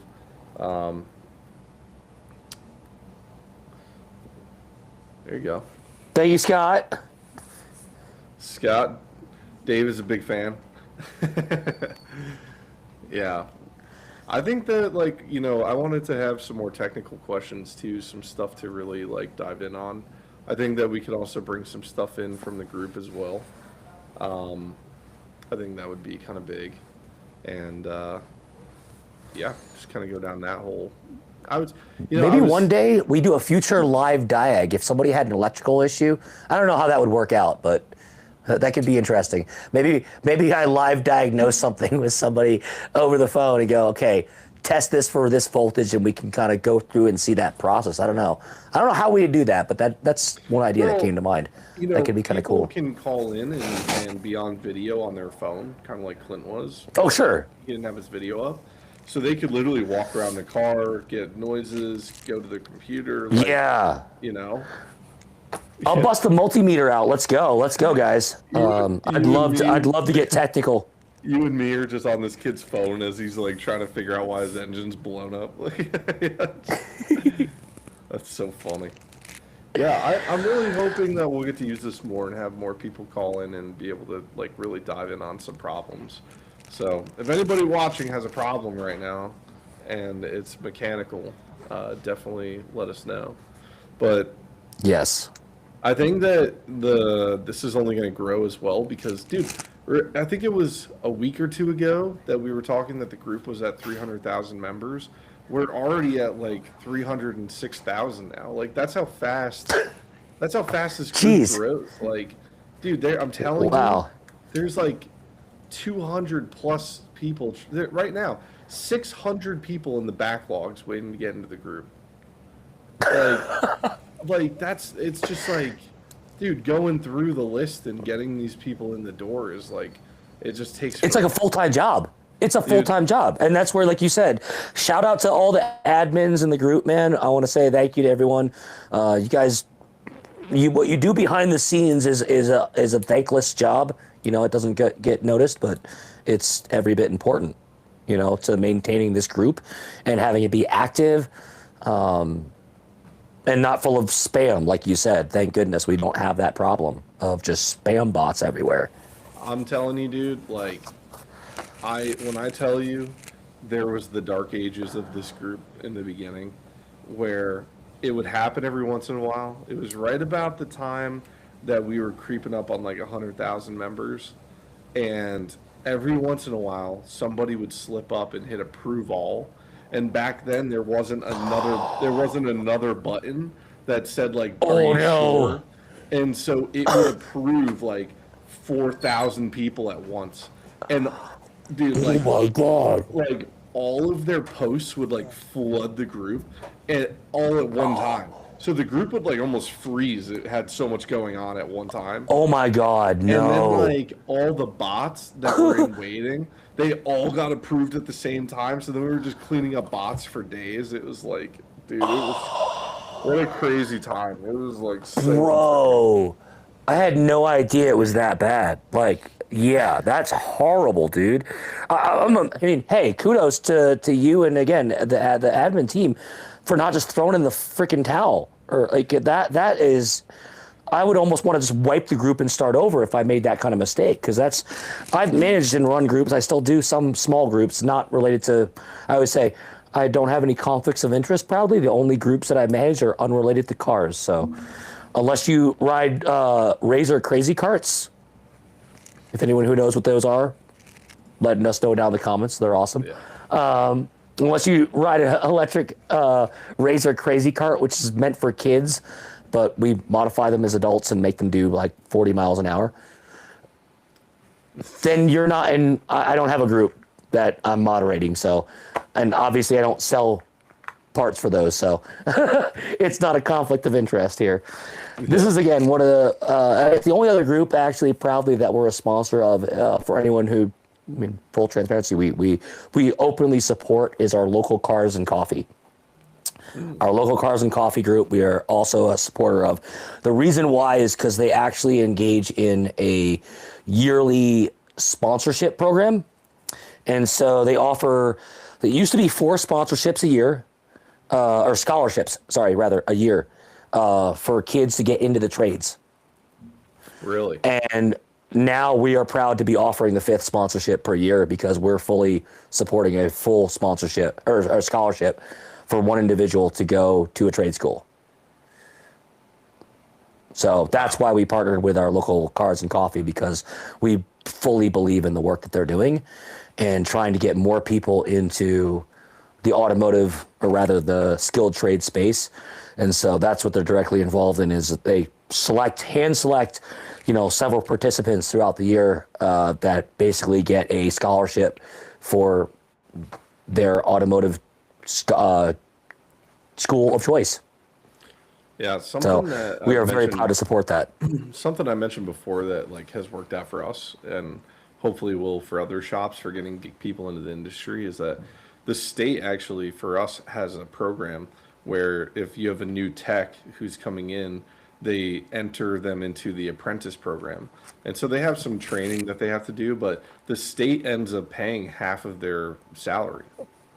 So we only have to pay them like like half of their salary. The state picks up the tab on the rest of it until they're out of the apprentice program, which I believe is like a 2 year stint. I think it's like 2.5 years. So like it's really a great thing, and I love that the state is kind of like backing mechanics and like is trying to help these kids Yes. get into the program. And like obviously I feel like you wouldn't want to try to start this up every time you hire a new kid, just because you want it to be you know, fruitful, and you don't want to waste a bunch of time. But I think that in all, like having a program like that is beneficial if you have somebody you really want to put the time and effort into. Agreed. Thankfully, we have had very good luck with that. I think that the guys that we've done that for, they've mostly stuck around with us. So You can have a few outliers, but no, I'm a firm, big time supporter of those types of initiatives of getting the next generation started.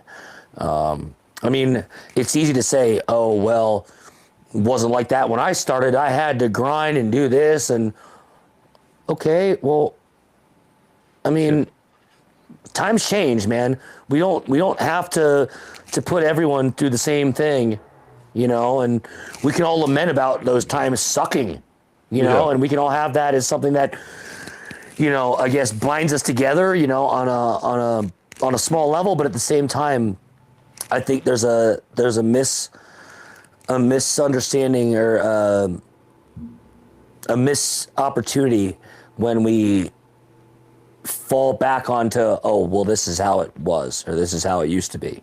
yeah, You know, things change, and that's one of the things that I've been very, very conscious of and trying to be very adaptable to is the needs and the changes of an emerging landscape. I was going to say market, but it's a landscape, because ultimately, whether it be on the market side of things or just on the individual side of things, really connecting with people is, I think, the most important thing. And that's what I think the big takeaway of this group is that we wanted to be able to have a platform, or rather you, to connect with people and let people or have people be able to help each other. Wherein that was one of the things that I was proud to join in. And again, I'm still appreciative of, before ever becoming a sponsor of the group, that we were welcomed to join the group as a contributor. And yeah, can we post up an ad that we're selling some part, whatever? We don't make anything, but we're selling something at 10% off? No. Are we able to come into the group and go, hey, I'm looking for a headlight wiring diagram for this. Hey, I have access to all that. It takes me 30 seconds to go, here you go. Here's the wiring diagram for your exact year, make, and model. It's accurate. I know the wiring colors are going to match. Here you go. Let me help you fix your car. yeah, I don't make any money on that, but that was something I wanted to join the group to be part of. Yeah. And that was something about where this all, bring it back full circle, where this podcast started, about like the whole drama in the group. That was one thing that I really took from that, was there's a fine line between moderating a group and having a vested stake in the group, yeah, you know, from a monetary standpoint. And we have no monetary investment. Obviously, we're not. It's your group, Patrick. For anyone who doesn't know, we're just a proud supporter. And I think it was just the stars aligning, if you will, for us to come together and really hit it off, you and I, and yeah. have the same philosophies of wanting to do this podcast for the right reasons I think that of helping people. I think the benefit has always been like, I just handle everything regarding the group and the podcast with the mindset of like helping people first, right? Like, I think that as far as the group goes, it's always been what is going to help people the most. And I think that like having this forum of everybody that is in need of help is a place for them to go. And I think that having people like you and our other people that are, you know, helping in this group that are like professionals, I think that that is great. We have people who can help people, and it's like that's the perfect, you know, world. And then I think that from there, being able to bring in companies that are good companies that we know that these people who need help don't know who to go to and don't know who to trust. We're like, here you go. Here's the companies. These are the people that you want to work with. Like, these are the people, if you're going to go to anybody that are really solid companies with good people behind them that you can trust. They're part of the community. I mean, I know they're not a sponsor, but again, shout out to the companies like iWire. Like, they're a huge part of the community, you know, Yeah. and they support us. And so for us to be able to come in, like I said, I shouted them out a bunch. Again, no affiliation. We don't make any money on that. But it's, hey, if someone's like, hey, I broke this connector to my alternator, blah, blah, blah, Subaru tells me I have to buy a whole new wiring harness, which they will, because Subaru will not sell you a connector. And then we'll just send them a link to the iWire page. It's like, here's your connector for $15 or whatever. Yeah. That's helping somebody, man. That's what it's about. Brian from iWire, if you want to sponsor, please call me. So, Yeah. no, I totally agree, dude. I think that, like, my first thing, if I were to enter a community, whatever kind of community it is, I would think, who are the people that are most well known in this community? Who are the people that I can go to if I have a problem? And what are the companies that have been in this community that are tried and true and tested, and like, who can I trust? Who can I go to? Who is, you know, and I think that, like, the biggest thing for me is anybody who ever wants to be a sponsor of this group, my first number one rule is always, if somebody from this group comes to you and needs a product or help or whatever it is, you have to offer some kind of discount. Doesn't matter what it is, but there has to be a discount, because I want to incentivize the people in this group to go to you, not because I want them to get a good deal, because I want them to have some reason to go to you, and then they will find out that you are a good company, and they will give you the shot to prove to them. You have skin in the game. You're willing to be part of it. And yeah, I'll lose 5%, 10%, whatever that may be, because I'm trying to help you. Yeah. It's not about the money. That's what it says. It's actions speak louder than words. I think that's the synopsis of it all. It says, I'm willing to put my money where my mouth is. I'm willing to fucking stand up for the community and help people before I make a dollar. Hopefully the community recognizes that and helps me maintain what I'm able to fucking do. Because otherwise, I'm only going to do it for so long and then I'm fucking out of money. Yeah. So, you know, I hope that everybody watching and listening, anybody who listens to this after we end it, if you have 4 hours on your, 4 hours to just sit there, just clean your know house. just know that Dave and I are here for your questions. We're going to be doing more live streams to really help you guys and give you an open forum to not just sit there and wait for responses on your posts. You can come here. This is the safe haven. You can come to our podcast. You can come to our live stream. You can ask the questions that you need answered. We'll do our best to give you an answer that's not going to blow anything up. And We won't laugh at you. yeah, no judgment zone. So, We will cry with you though, because if it warrants, yeah. we've all been there. So I hope that everybody got something out of this. I hope that we're all, going to see you guys really participate in the group in this upcoming year.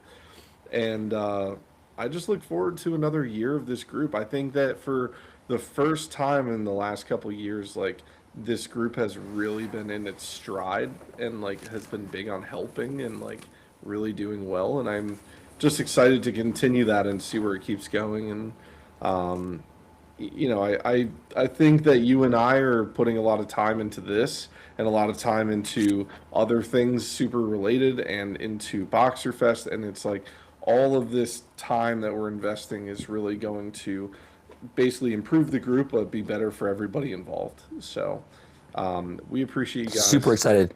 Dave and I will happily spend any amount of time on a live stream helping you guys. So we will see you guys next time.